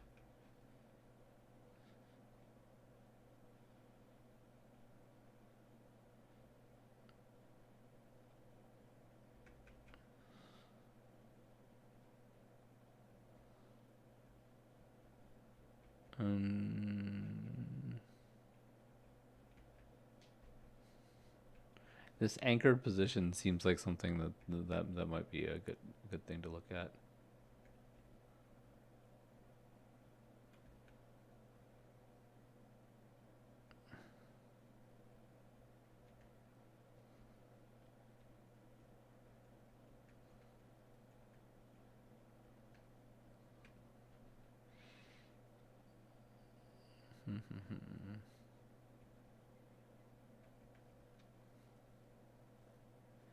Anchored position.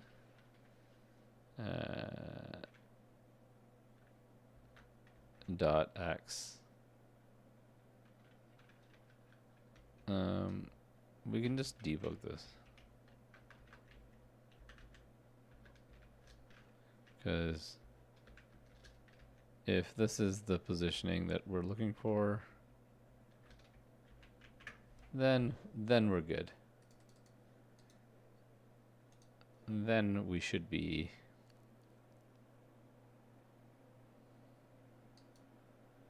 and it's not going to output unless I start pushing things around.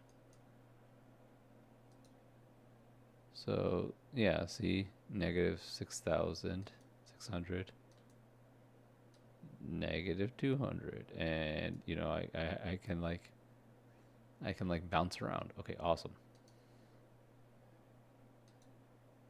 So that's exactly the position I'm looking for.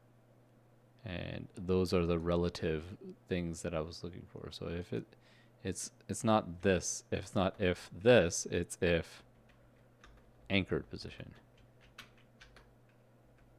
And this would become content dot anchored dot x, and we can actually just set this, I think.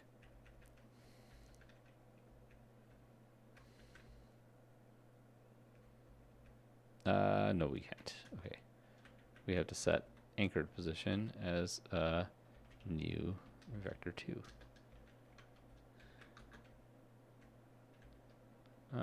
And this would be content dot anchored position dot y. All right, cool. Same thing over here.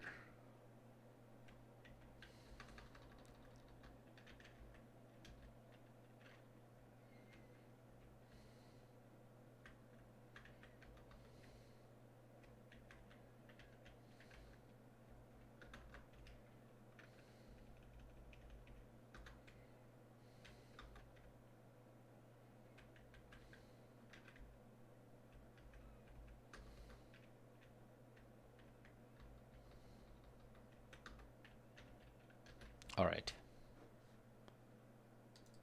And this should technically be the code that should be working for roulette style.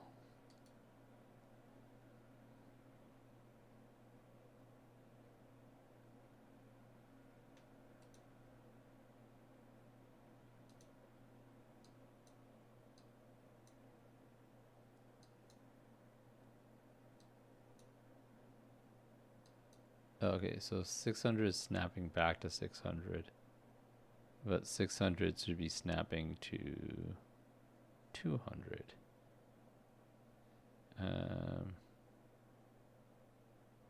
Where is my code again? All right.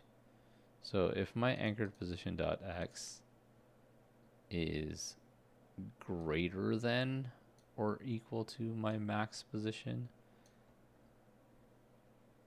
my max position is negative 200.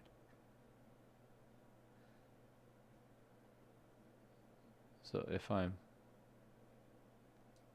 less than or equal to my min position, so if I'm at negative 600,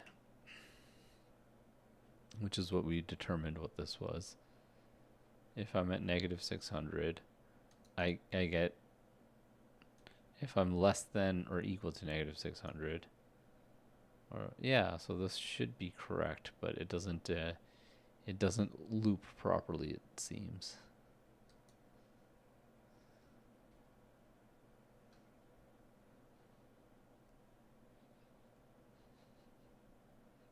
I wonder if like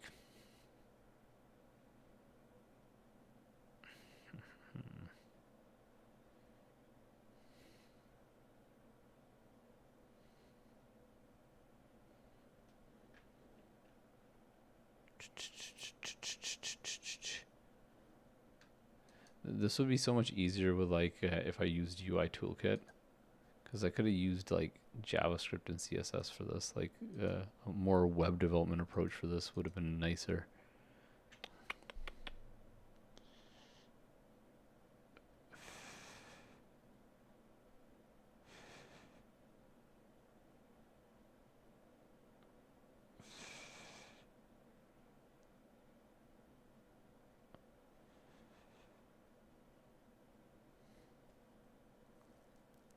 I wonder how like the movement.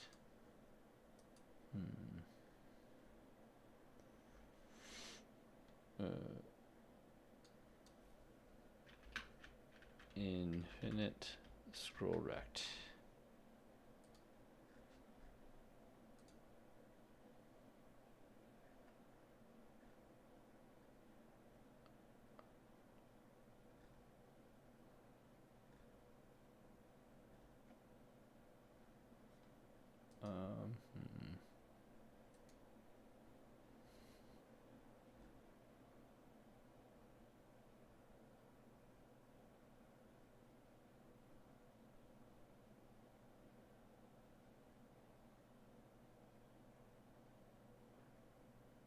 Yeah, see, this is what I should kind of do. Like,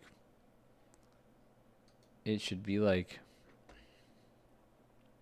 I need to cleverly assume that when I'm scrolling, when I get here at this position, my content is at negative 600. This guy's position should go over here, and my content should like reposition itself where this element is now in front of me at negative 200. But the problem is then I won't even know which element I'm ever scrolled upon, because I kind of require that to understand which element I'm on later on down the line. This is a dilemma. This is a dilemma.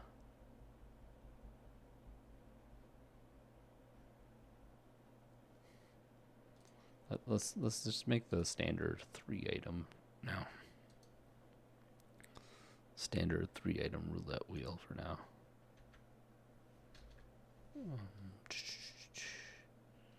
But like the thought process should be like, I scroll to the end and I hit the yeah, so negative 1000. I hit this and I intelligently wrap back around, but because I'm at negative 1000,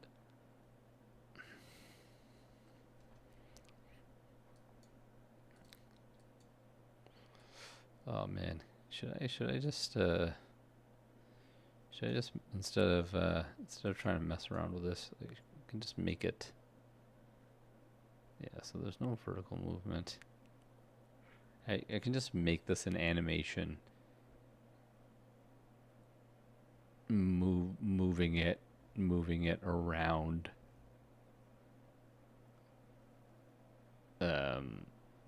animated wise, just moving the transform around, and then choosing the appropriate animation depending on which item gets selected. So, but that would be like, you have like a bunch of animations. Unless you just spin the animation, you stop it, and you check to see which item you're closest to, and if you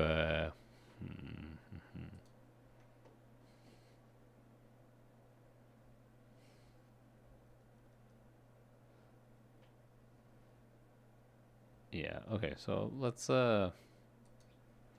try this. Okay, so now that we have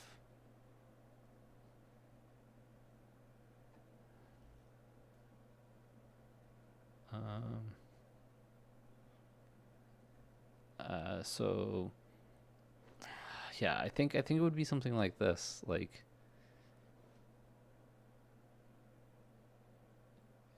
we would have to create like a button.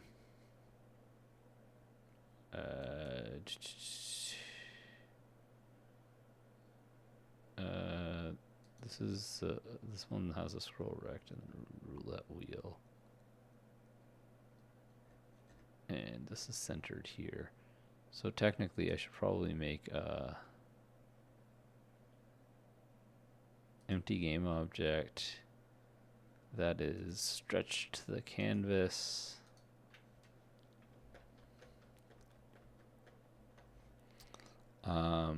And call it game over.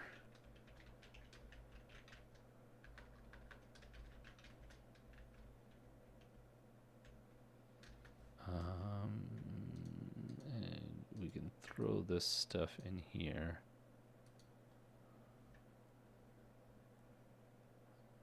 All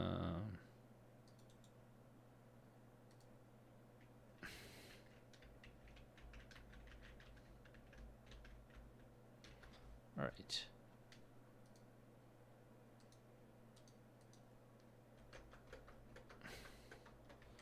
And the roulette wheel will be like determined.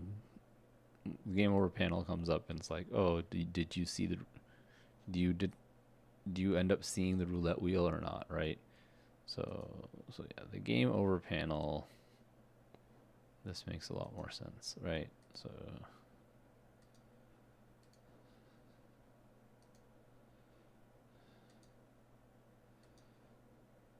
All right. So yeah, that's all right. That, and this guy should be under game canvas, which is fine. That should be good. Okay.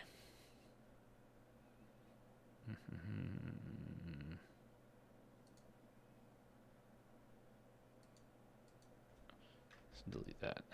This is my game over panel now with my roulette wheel. My game over panel can now have a button as well. I'm going to just put a legacy button for now. call it spin.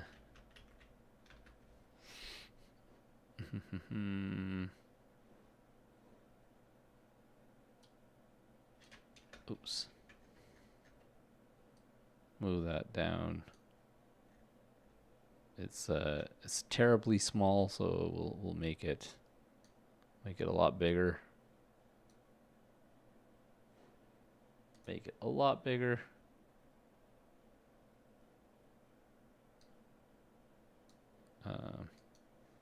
Maybe make it like 300 by like 200.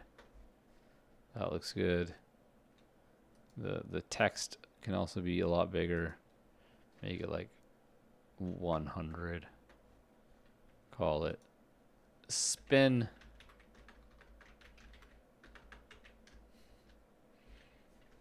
And this will be the crappy button that we create for this right now. That's all this really needs to be. And this spin button will be on our roulette wheel.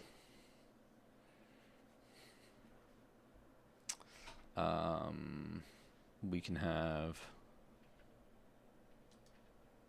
a public button, spin button.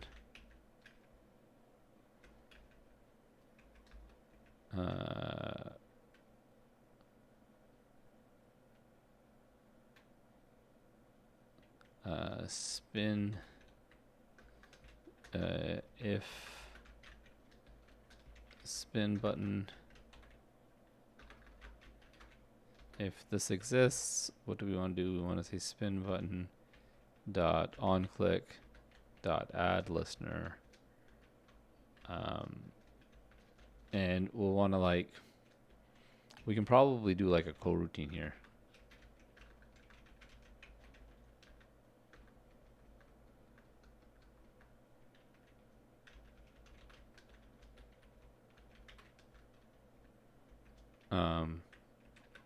I'll call the function spin, right?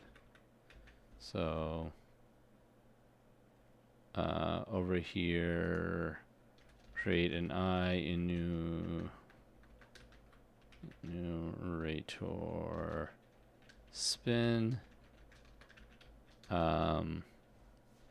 Okay, so in spin we could have like bool is spinning equals false. We want to only ever run the coroutine once, so this will be our if spinning, if is spinning break, we can't break, we have to do like a yield break, I think.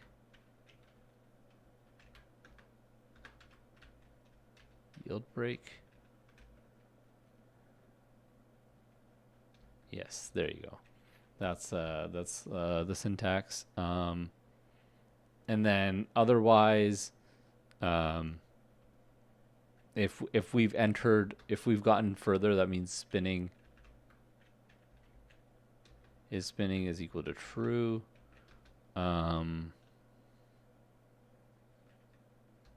We'll say we need our total items, so it's going to be int items to scroll. So we're gonna calculate a range of items to scroll. I guess this can be like this might just be like a one. Yeah, okay. Random range from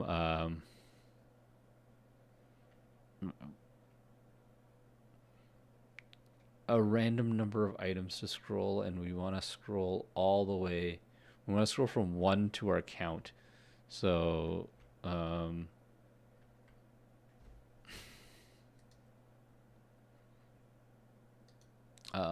oops.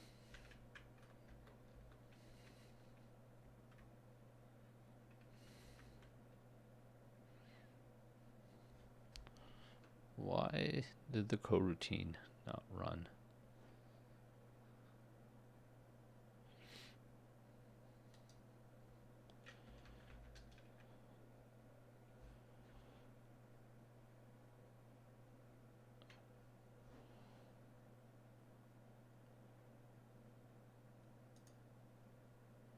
Oh. There. Dum-dum.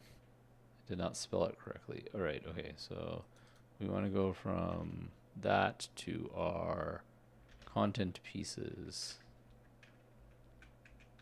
dot count, because that is the range that we're in. That is our total items.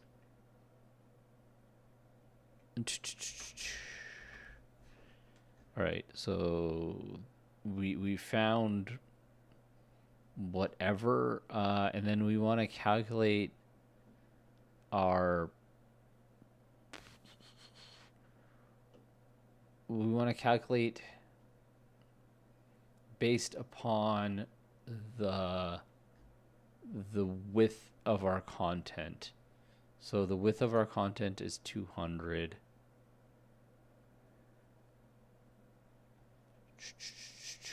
Oh shoot, but this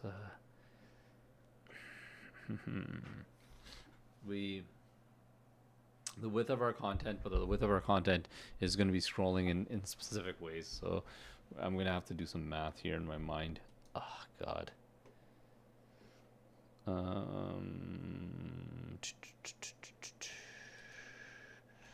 We want to do like end position is going to be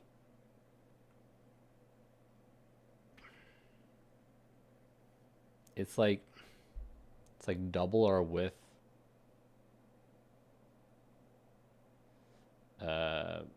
Our end position is going to be however many items we need to scroll. So however many items we need to scroll. So let's say we're 4 out of 10. We know we have to scroll width. We have to scroll. So how are we scrolling again? I need to look this up. Oh, what happened here? Oh, it's because I left a hanging line.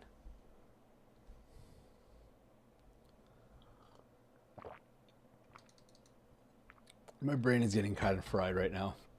I need to like shut it down, but we'll shut it down in a moment here. I'm about to have a eureka moment. I can feel it. Hit play.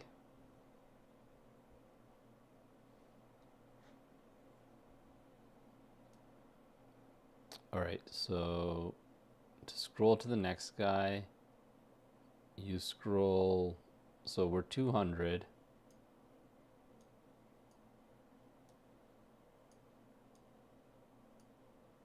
Hey, this guy's scrolling infinitely on this side. And the way the content looks is, wow, it's working. It's scrolling infinitely on this side. Is it scrolling infinitely on this side though? So, oh, wait a second. So that means I am a genius. Okay, so I don't even need to do anything else.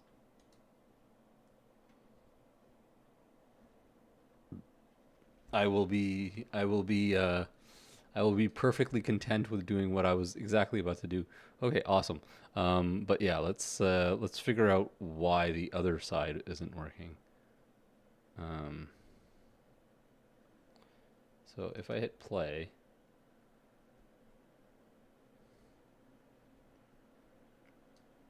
I go to this side and I get stuck. But when I go to this side, I scroll over properly. I scroll back properly. I scroll back properly. And it looks fluid. It looks fluid. Well, as fluid as can be, anyways. But on this side, I get sidetracked and ended at that. Okay, so it's because when I go back to the front, then I go back to the end. Okay, because my velocity isn't set to 0. Okay, I get it. I get it.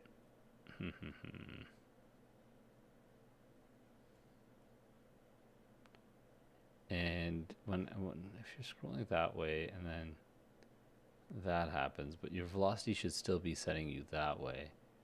So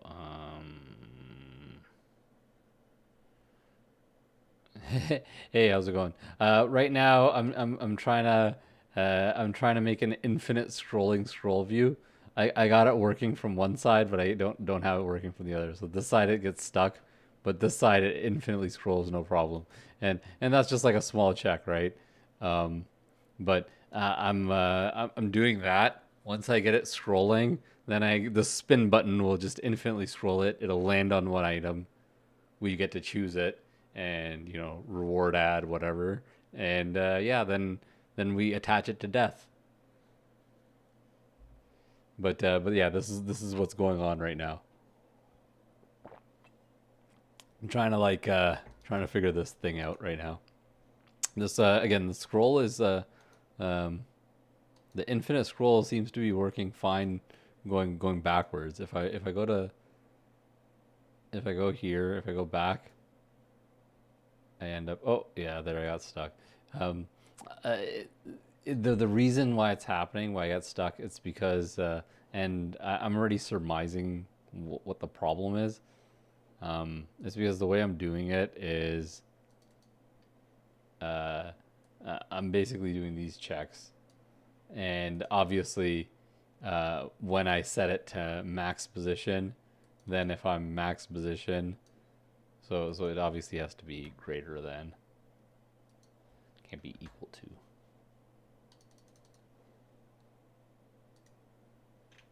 Because then I'm setting it equal to, and then the other if statement gets hit.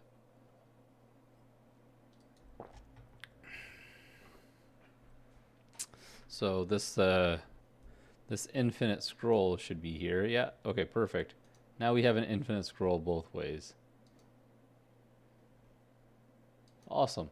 So what the spin is going to do is it's just going to scroll infinitely, and then it's going to stop, and then we're going to check to see what position we're at, and what that closest corresponds to, depending on an algorithm based upon the positioning of our roulette wheel. And we already know this. I've already kind of figured this out. Ryan, are you still there? You said, "How's it going?" and then you disappeared. All right, cool. So I have an infinite scrolling roulette wheel here now.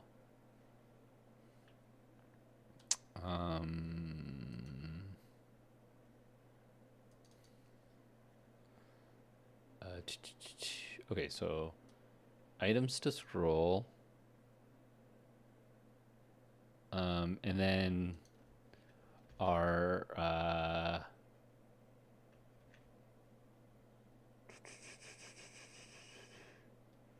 it shouldn't be items to scroll. It should be like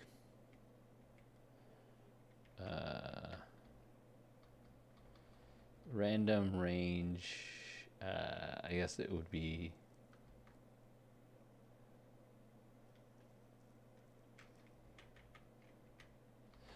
you need to at least scroll the amount of items that you have.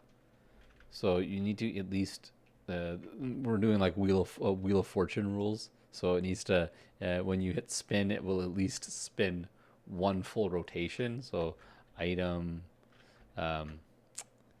it's content pieces dot count. So that's like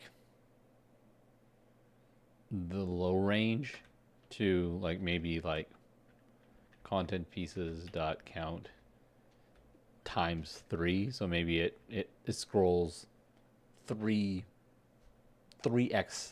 So at the at the lowest, we're gonna scroll exactly the amount of items in our content pieces. So if it's if we're one, we scroll. If we're three, um, we scroll at least three. We should probably do content pieces dot count plus one. So we scroll four, or we scroll times three that amount. So yeah, that makes sense. So, but we now need to figure out what our end position is based upon the amount of items we are scrolling. Um,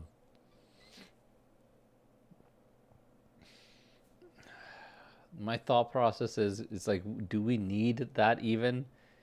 Should I just be able to set velocity and should I be able to just set velocity and spin it? Yeah, I think I can just do that, and then I can just once the spinning is done, I can evaluate what my position is and see where I am at. Okay, yeah, I think that's probably better. So spinning, we'll need like a time and time. Um, uh,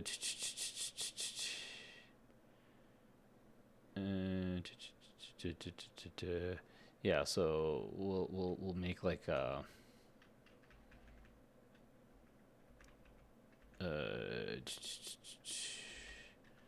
public float spin time equals 3.0f or something like that, right?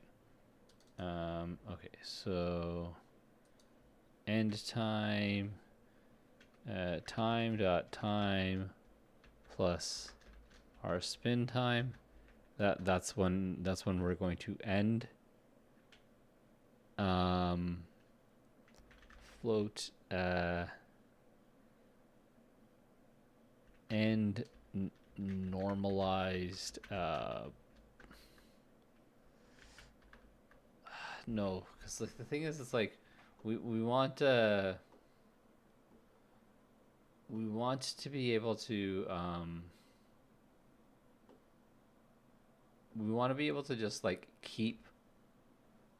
We're going to use the velocity very value of the scroll rect. Um,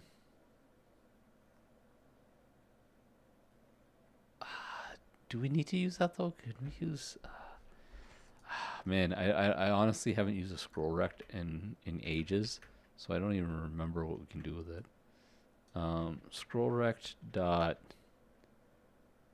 horizontal normalized position. Yeah, so this guy,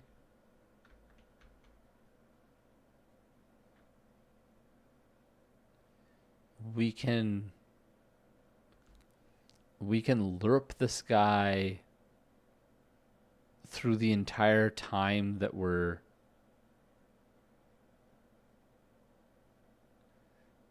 doing it, and we can normalize a position that we want to end at,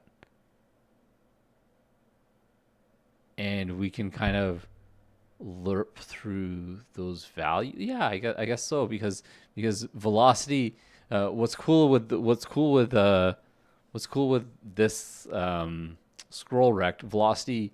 The velocity vector in the scroll rect is from 0 to 1. So 1 is like the end of it, 0 is the front of it. But we also, based upon we have an algorithm to determine where we are based upon our anchored position. So that's what we're going to use at the end to determine the result. But for movement, we could just use the velocity. So we can do something like we can determine a position to end at. So I guess we can say float end pause equals our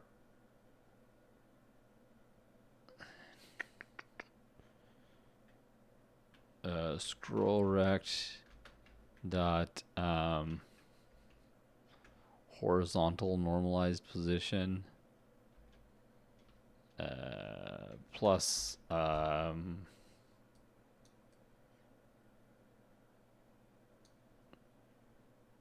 yeah, so like we can give it like a random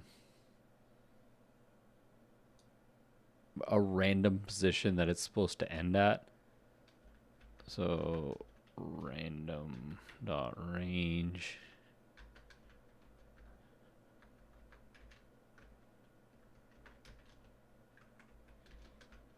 uh, 0 1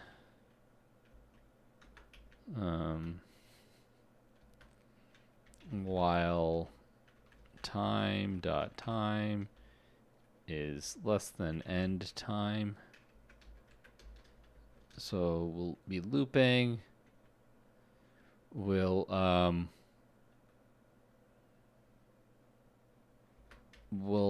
change our horizontal normalized position, and we will see. The problem is it's like this will just lerp you to your end position, but I want it to be looping.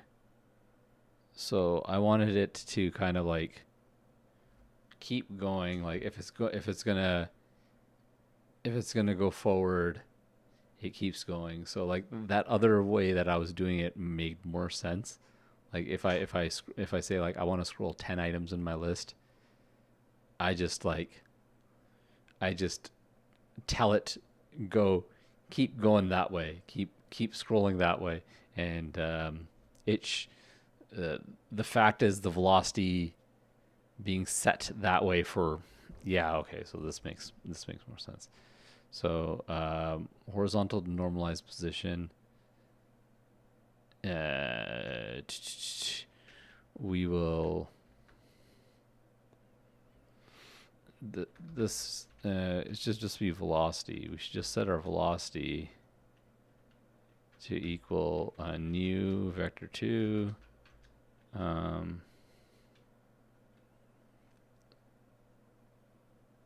So it's like 0 point. This doesn't even need to be the here.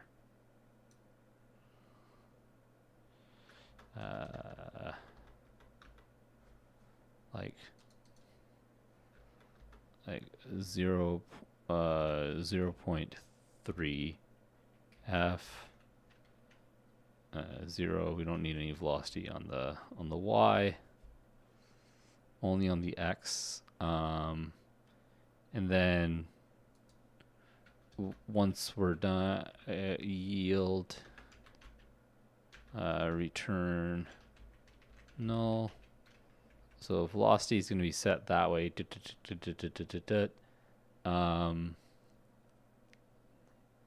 Once we've exited out of the while loop, our scroll rect dot velocity is going to equal vector 2 dot 0.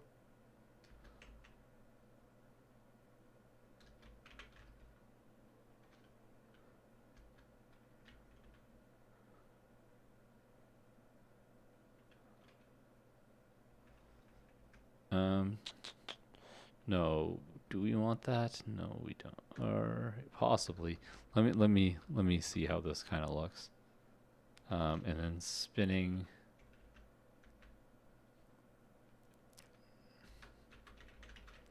equals false. So is spinning is equal to false. So this should technically, in theory, when I click this button, it should just set my scroll rect to spin for 3 seconds. Just and because of this thing, we'll be looping, no problem. It'll just go forward for 3 seconds. Let's see, and let's see where you end. The thing is, the velocity at which we scroll should probably be randomized, so that it doesn't always end in the exact location, or the time we scroll should be randomized. which is probably the better option. So instead of the spin time, we have a randomized upper and lower limit. Okay, so that's a thought right there. But the bigger thought is, let's test this out and let's see if it works. Am I a genius, and can I just make this work without even using scroll rect this way before? Let's see. On first try.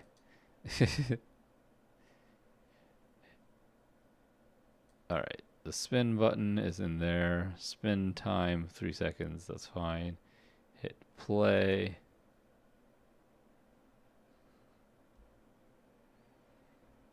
Spin. Oh. I need to hit the button here. Spin. Nothing happened. Negative 200.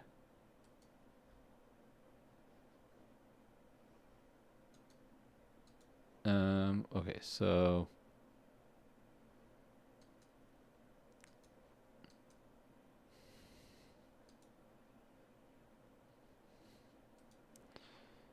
what happens when I hit spin? When I hit spin, where's that debug log? Negative 200 coming from? Yeah, so add listener spin. So when I click is spinning is true, da da da da.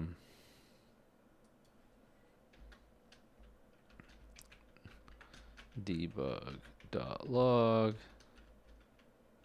I've entered the coroutine loop. All right, let's see this. Oh.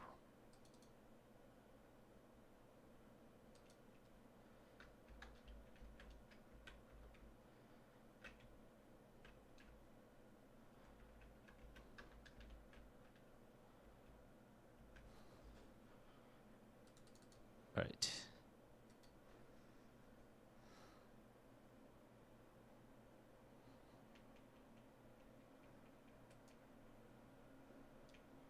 All right.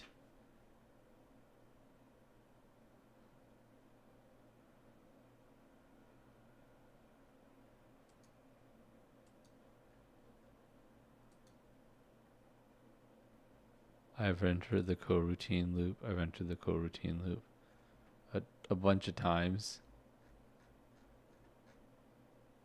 But it prompts me with negative 200 right away.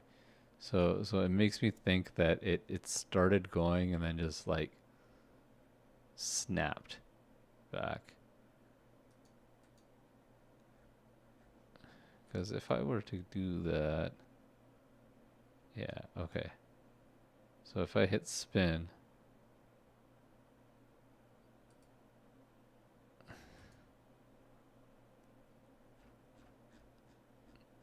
I've entered the coroutine loop.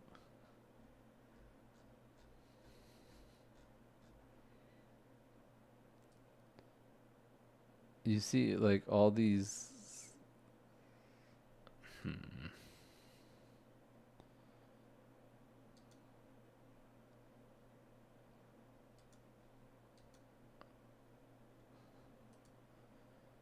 Okay, yeah, it populates a bunch, but it doesn't...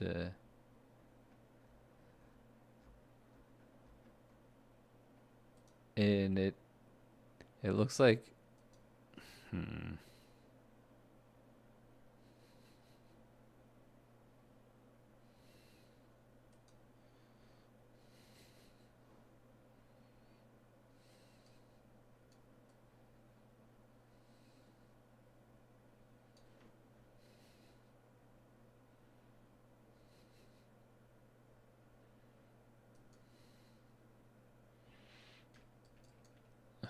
How do you...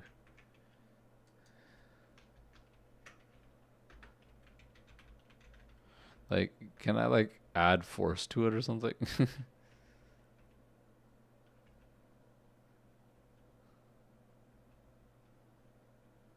Like, I mean, I guess I could set the position every frame for the amount of seconds that we go for, and just keep lerping. There's no. It's like we don't calculate position, but we calculate like time, and you just lerp for a fixed amount of yeah. I guess we can do that. Horizontal normalized position is equal to math f dot lerp. Our we're going to go from our horizontal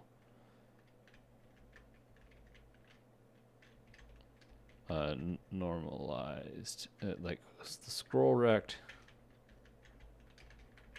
dot horizontal normalized position. We're gonna go to our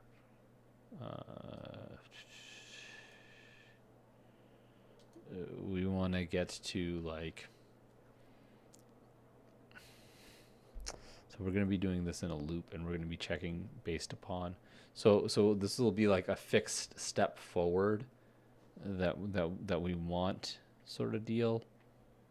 So let's see, like 0 point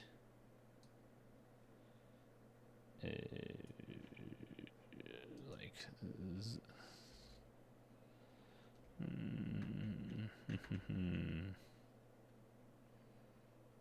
so our horizontal normalized position,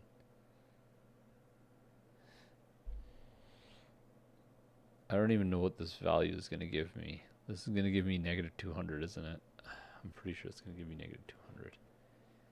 It's basically going to give...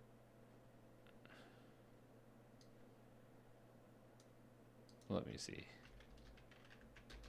Debug.log scroll rect dot horizontal.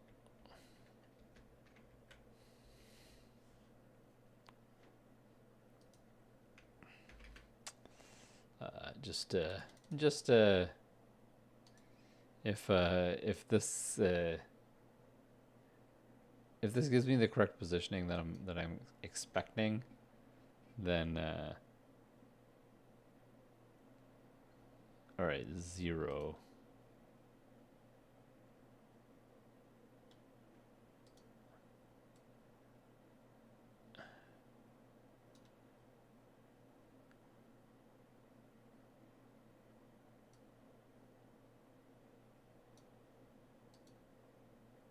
Okay, so 0.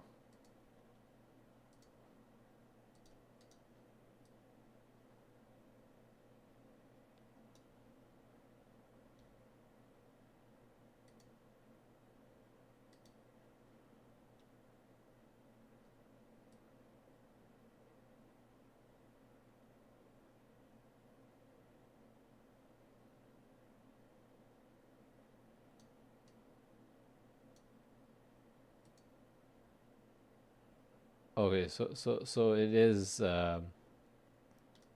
it's like a percent value.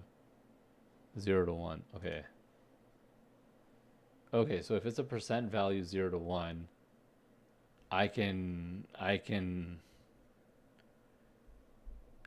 constantly change it in this loop and constantly roll over. Okay, so this makes more sense to me now. So all right. And this can actually become a lot simpler. This can be if scroll rect dot horizontal normalized position is greater than, is less than 0, then okay, so let me do this in a way where, because this is already working and I don't want to accidentally, but this makes more sense now. If scroll rect dot horizontal is less than 0.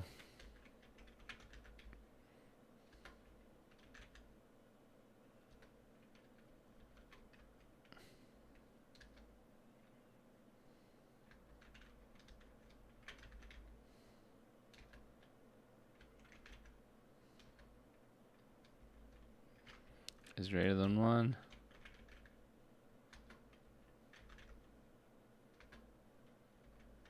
Like this seems way simpler.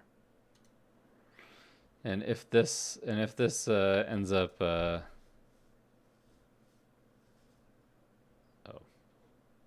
if this ends up working. Yeah, I know, right? It's like I was starting to rank my DJ up, and I'm like right about plat, and it's just like, oh man, now like I breezed through silver, and like I went into gold, and I'm at gold 3 now, and like now that I'm about to get to plat, I'm like, oh man, all these win streaks and the ability to breeze through silver and gold. Like I only played like 10, 15 games, and I'm already like, I went from silver 3 to gold 3. So it's like it was basically win streak that took me there. So um, I'm not gonna enjoy not having that when I'm in plat, especially because I don't play that often, right?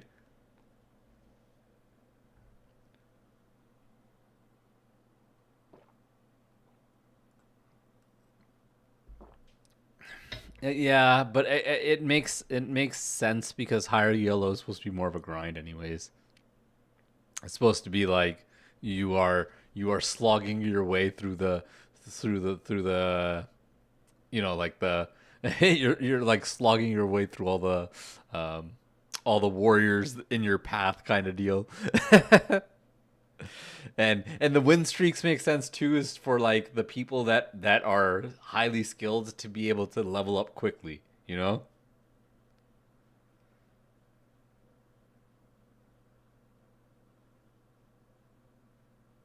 Imagine getting to warlord off one good day. Yeah, I mean, exactly, right? Like what if you ran good, like a 40 game win streak, you're warlord, like that would be awesome. Like I've done that. I've ran good and ranked, and I had like 40 game win streaks, but that's like it's so hard, and you have to play so high level for so long. It's so hard, and I can't do it anymore. I've long passed my position, my ability to like win that consistently. You know, like I can get wins here and there, and I'm still confident I can beat anybody in a best of 3. I can out shenanigan them sometimes. Yeah, okay, so this way works even better actually. Oh no, but it snaps though. It doesn't continue scrolling. That's the thing. It doesn't continue scrolling. It just makes it 1 and stops it. Okay. So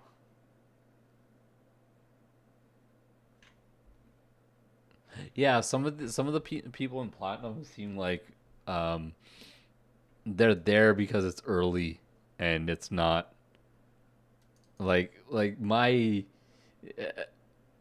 modern Ryu, I think, is decent in platinum, and I'm like beating people left, right, and center, and I'm like, this doesn't make sense. Like I should probably be this modern Ryu should probably be leveled out at platinum here, but I'm platinum 3, and when I play, I like the last couple times I stomped, so I'm like, okay, it makes no sense to me. So this is not the way to go, because this does not allow for velocity.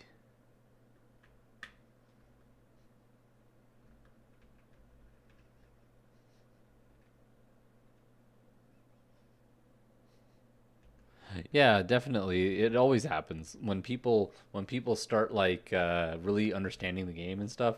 Then people get kind of really filtered into the groups that they are. Like I had no business getting DJ a full rank up, like from silver 3 to gold 3 in like an hour sitting, because I was literally just freestyling with DJ.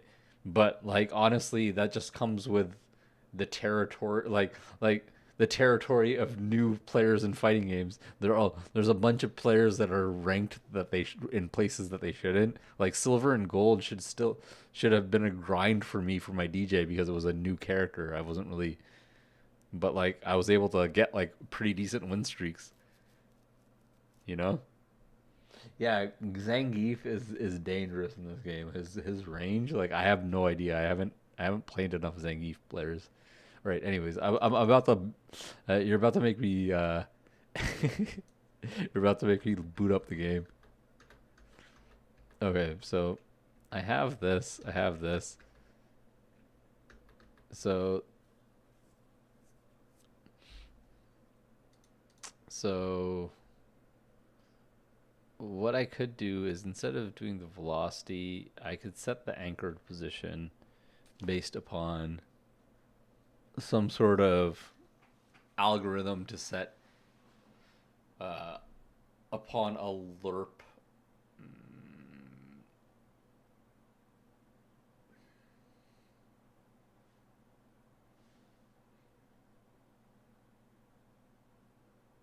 I guess you could say like you just keep adding value to the anchored position, and this stuff down here will take care of it all because as we're adding value, the velocity should be. You stop distracting with the Street Fighter talk. Yeah, the thing is, it's just this velocity value makes no sense to me because it's like, shouldn't I just be able to set the velocity and shouldn't it just be, um, like in this loop, if I set velocity, shouldn't it just keep scrolling that way? Keep scrolling that way? It makes no sense to me. But now if I set anchored position, will velocity be being set properly? I have no idea. So let's just try. Um, content dot anchored position dot x. Velocity is a value in the scroll rect.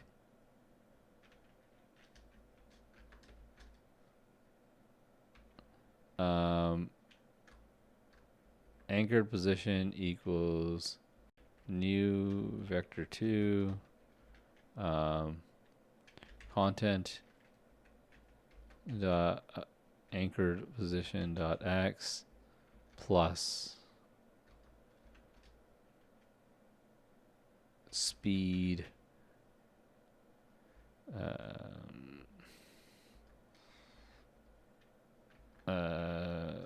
it would be like, yeah, plus uh like 5 times time dot delta time um content dot anchored position dot y, whatever. So every frame while we're waiting for our end time, which is going to be 3 seconds for now, but like honestly, we can change it. We can also even change the speed here. We can either randomize this or randomize this, and it should give us a different position every time. And when we get to the end, we set our velocity to 0 and we set our spinning to false. But I can remove that for now. Let's just see. And what we're already doing should be looping us no problem. So hit play.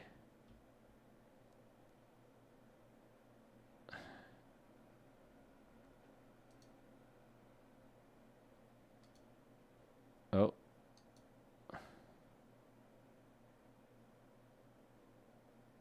Okay, the 5 times delta times that delta time is too tiny. But why did it go straight to the end there? That's what I have a question for, because it's like we're here, I hit spin and I end up straight at the end, and like scrolling backwards. Oh, cause okay, I get it. Because we're scrolling backwards, we're not scrolling forwards. Because why would we be scrolling forwards? Because we have to be subtracting things to scroll forwards. Where are we? We're in the roulette wheel. Minus 100.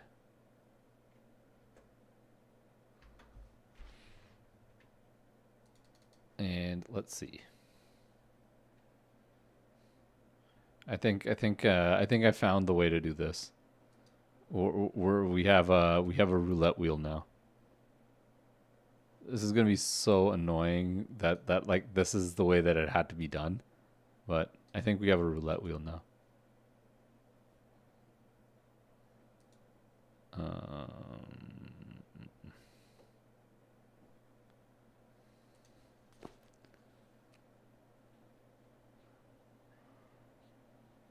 all right, so that's good. Spin. Oh, oops. Spin. Yay! We have a roulette wheel now, guys. Spin.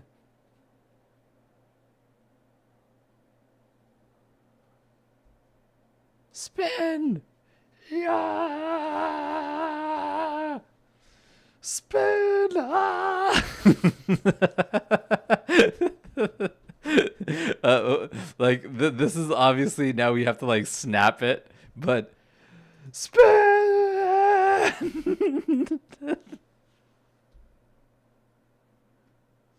Oh man, I should probably not yell because my daughter's sleeping.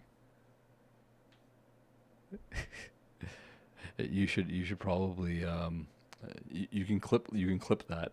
You can clip me being an idiot like that, but yeah, I got this roulette wheel working. I think I'm gonna leave it here because this took me a lot longer than I expected. I didn't expect this to be as a pain as it was, but it would have been a lot easier if we used UI Toolkit actually, because I would have been able to use like web dev stuff to build this. But it's okay. You live and you learn and you figure things out, right? Um, Now, what's going to happen is at the end of our coroutine, and this game canvas now is override. We can apply all. This looks good. So what happens now is in the roulette wheel, this guy can be gone. When we finish is spinning is false, we're gonna have to go grab content dot anchored position, and we know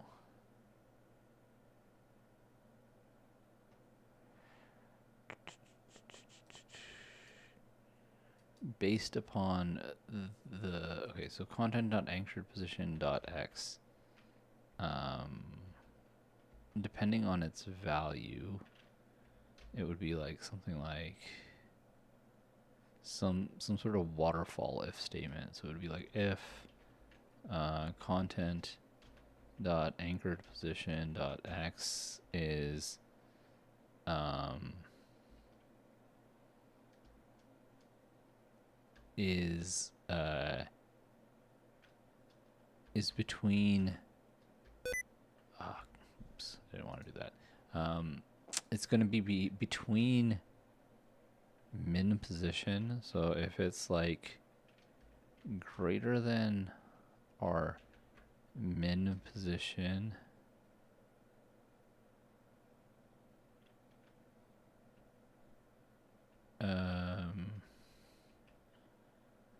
sorry, if it's less than our min position, because our min position is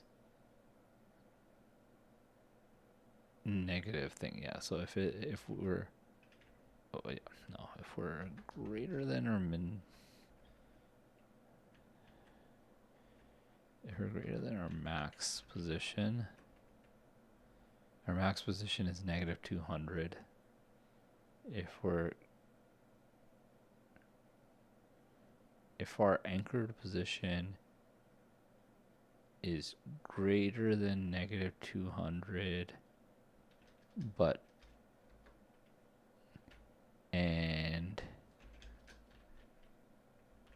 content dot anchored position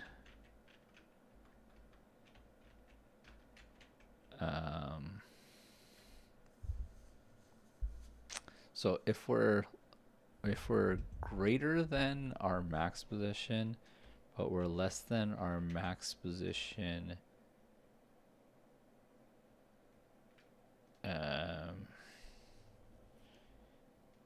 times our max position plus, would it be plus? It would be minus with, so max position 200 minus 2 times width. So if we're in between our first and our second one, we have to check to see which one will snap to. So content is going to equal, we're going to see which position we're closer to. So if content dot position dot x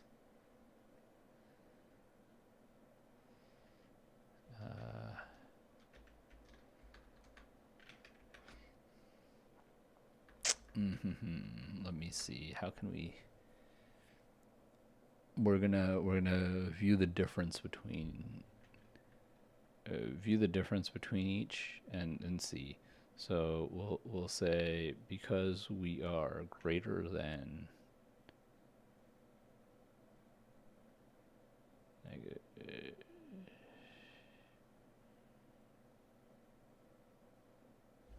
our max position is negative 200, right? So we should be at less than our max position.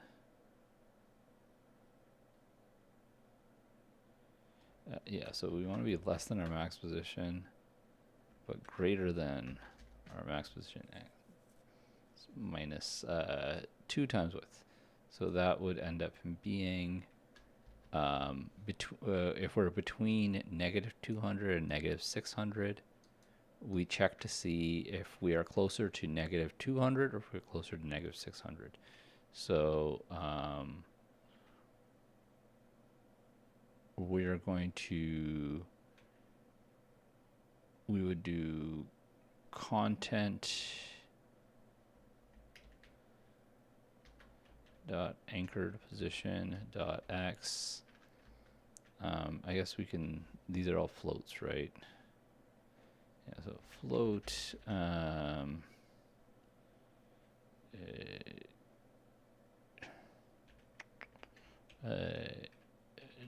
dist between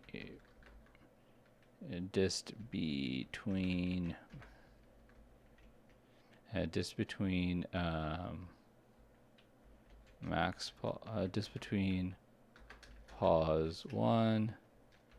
So position 1 in this if statement is max position x. So max pause x, it's a negative. So if we subtract our anchored position,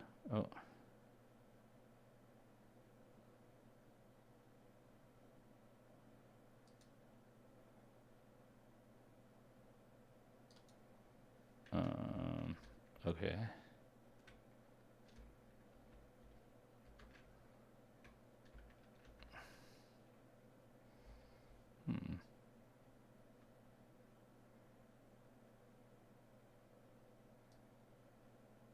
That's weird. Okay.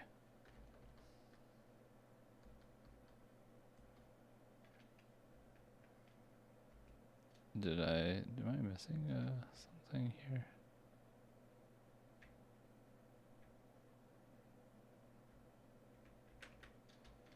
Okay, so I am missing something here because I'm pretty sure gotta like do this. Probably wants us to do something like that.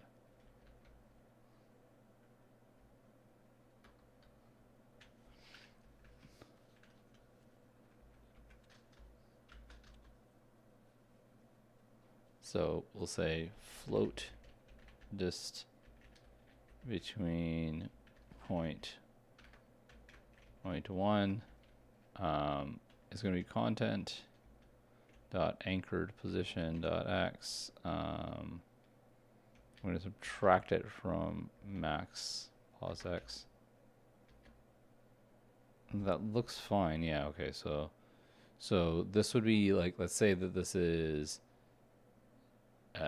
negative 300 minus negative 200, which would be plus negative 200. That gives you like, okay, yeah. So distance, and then float dist between point 2 equals equals the opposite direction. So it would be this guy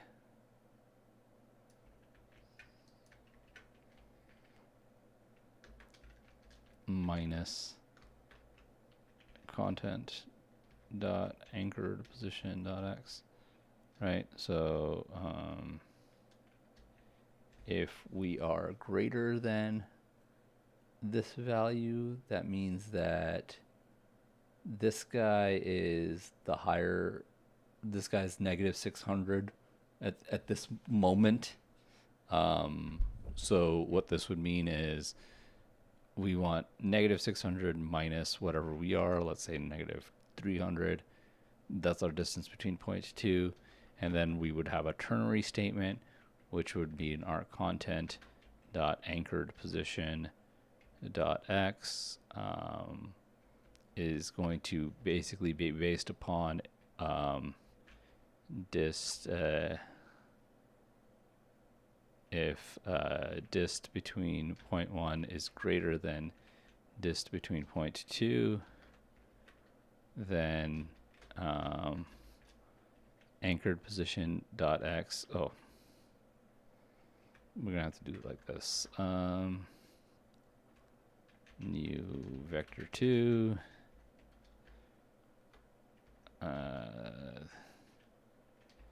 vector 2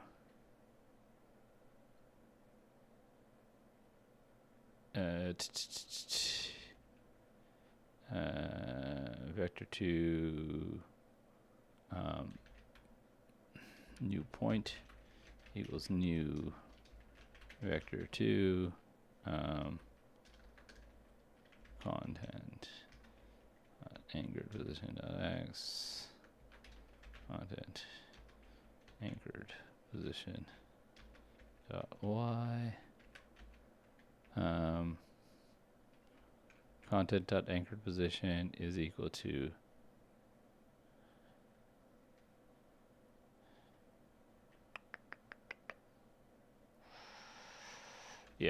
we're gonna have to just do it this way. New vector 2, two new vector 2s. It's either this one. Oh, or this one, and I forgot. This is the statement. All right. Okay. So if we're 0.1, our anchored position is going to equal our max pos x. If we're 0.2, our anchored position is going to equal this guy. This guy, okay. So if our anchored position,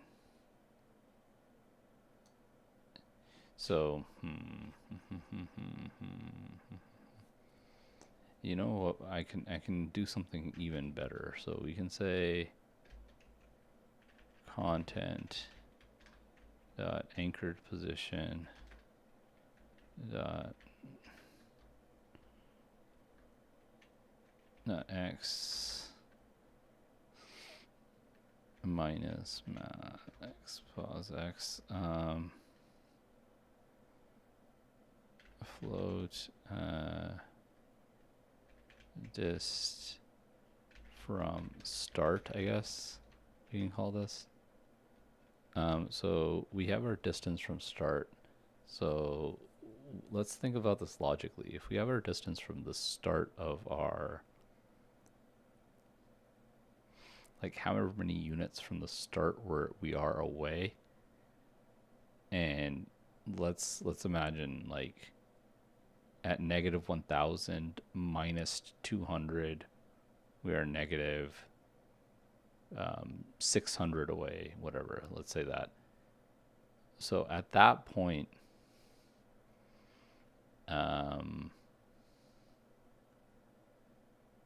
we can kind of determine where we already are, I think, actually, because based upon, so we have basically our content width, our max content width, and we have our distance from start, float dist from end, which would be min pause x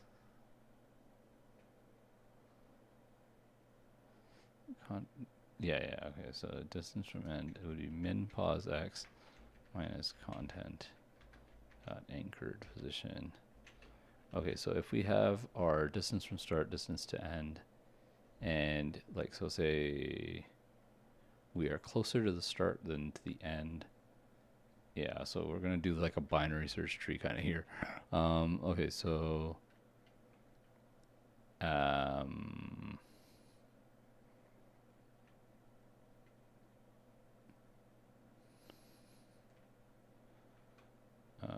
so we'll check to see if we're closer from the start to the end.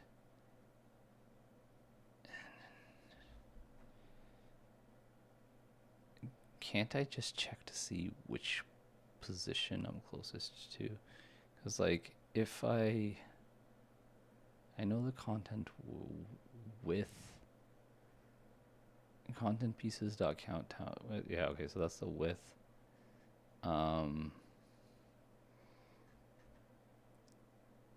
And I know the width of this, and we're 400 units apart. It's 2 times the width is the units apart. If I start at negative 200, I end at this,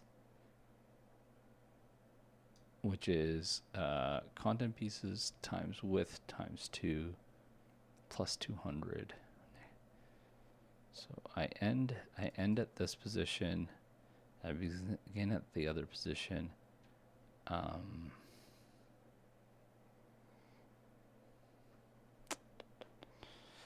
man. So if I have my anchored position when I stop spinning,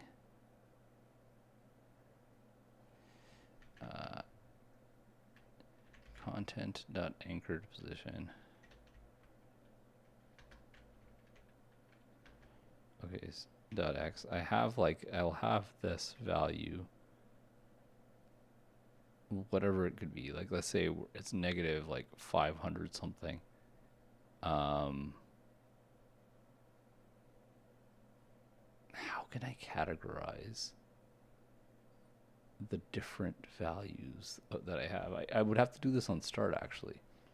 How would I categorize this? Because I have content width, min position, I have all the pieces, I have all the exact pieces I have. So you can categorize these as in like I guess you could have like a list of, so this is content pieces. This would be a list of I guess this could be just ints. It would be a list of ints. It could be called it doesn't even have to be a list. It can be an array of ints. And what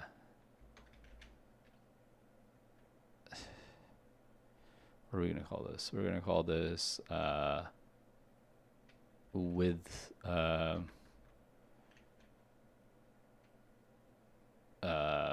guess snap pieces to snap, I guess, right? Or it would be x x value for pieces. So I guess that's what they really are. It's the x value for each piece, and the x value for each piece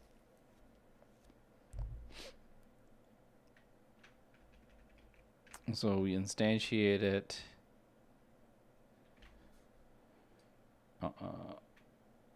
Honestly, this stuff can happen up here even.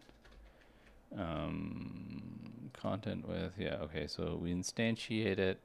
After we instantiate it, we're gonna say int. This does need to be a list because I don't wanna. I want to dynamically add it. So x value for pieces dot add. Oh, new list of ints.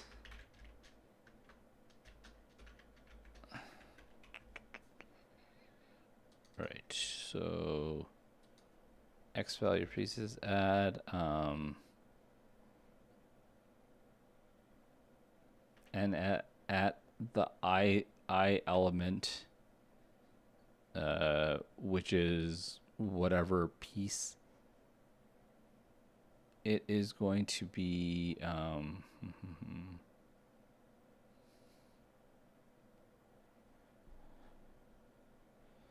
So this would be so we're at 0. We're at 0. We're at the first content piece. It would be negative 200. So it is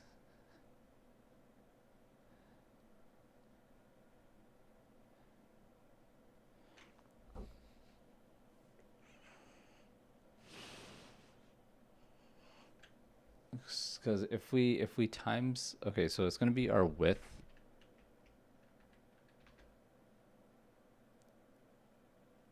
It's going to be negative width.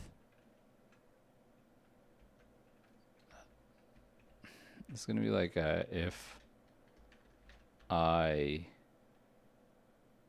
is equal to 0. Like if you just add that. Otherwise, x value for pieces dot add is going to be negative width times 2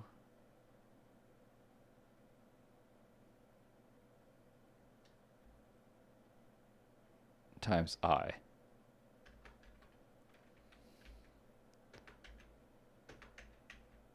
And we can say x value for pieces dot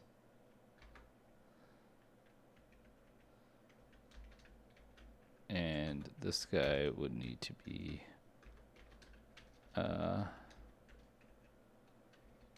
continue here.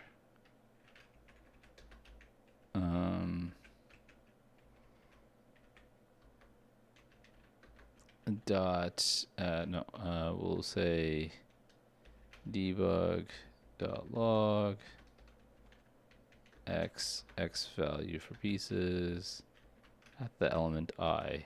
Let's see what we just put in. All right. On start, let's see if we grab all of the positions that we require. If we do, then we're good to go.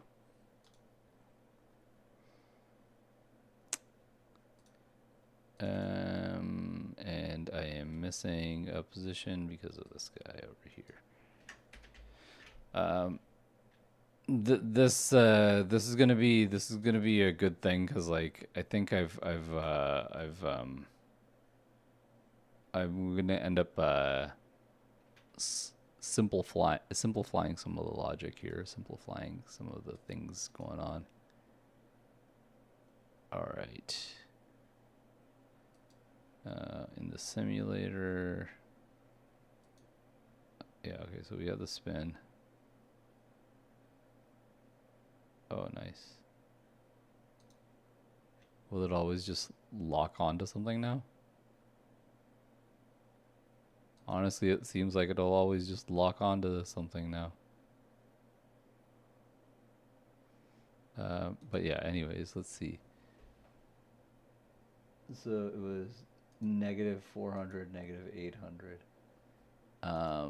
That is incorrect because it should be -600, -1000. Because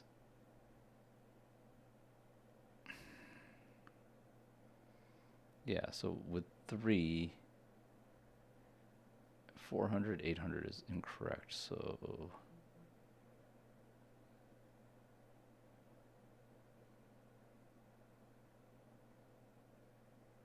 okay, so let me go look at the code again. So over here,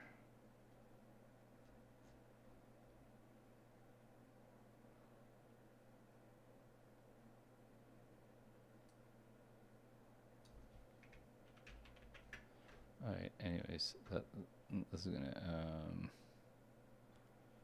okay. So negative width is 200. Okay. So negative width times 2 is 400.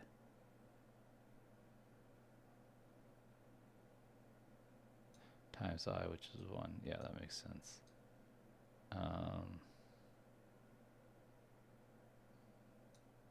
Negative width times 2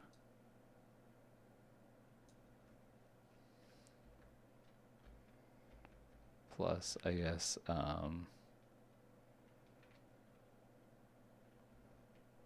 x value for pieces I -1. So it's like -200,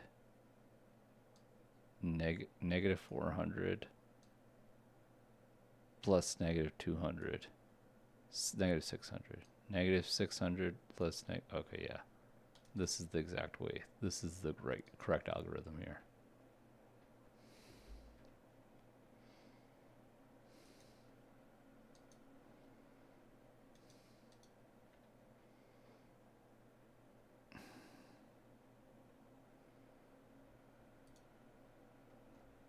$600, 1,000. And if we take a look over here, it's 200, 600, 1,000. Okay, awesome. Now that we have that, we just have to figure out what value we're closest to when we're done spinning. Are we, and we can do that through a loop now. We can say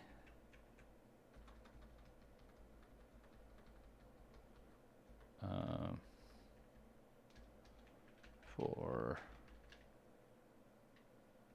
x value for for each int I and x value for pieces. We'll say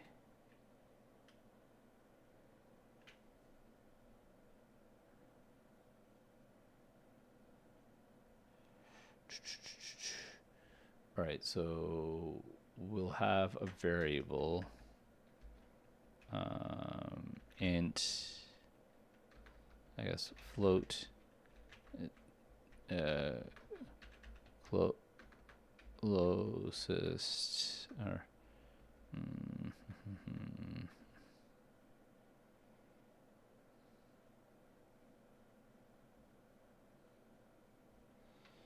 I guess we could go int count,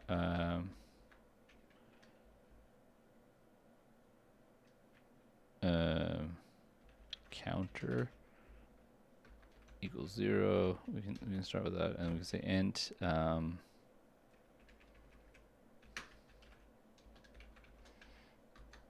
at the end of everything, and then we can also have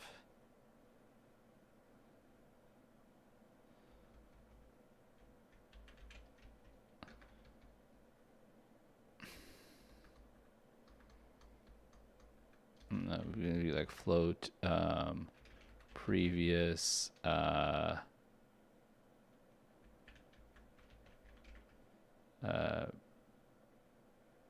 previous distance equals 0, and then we could go like if counter equals 0, then this is our first time around, so we can't go further in the loop, which is fine. What we're gonna do is we're gonna check our content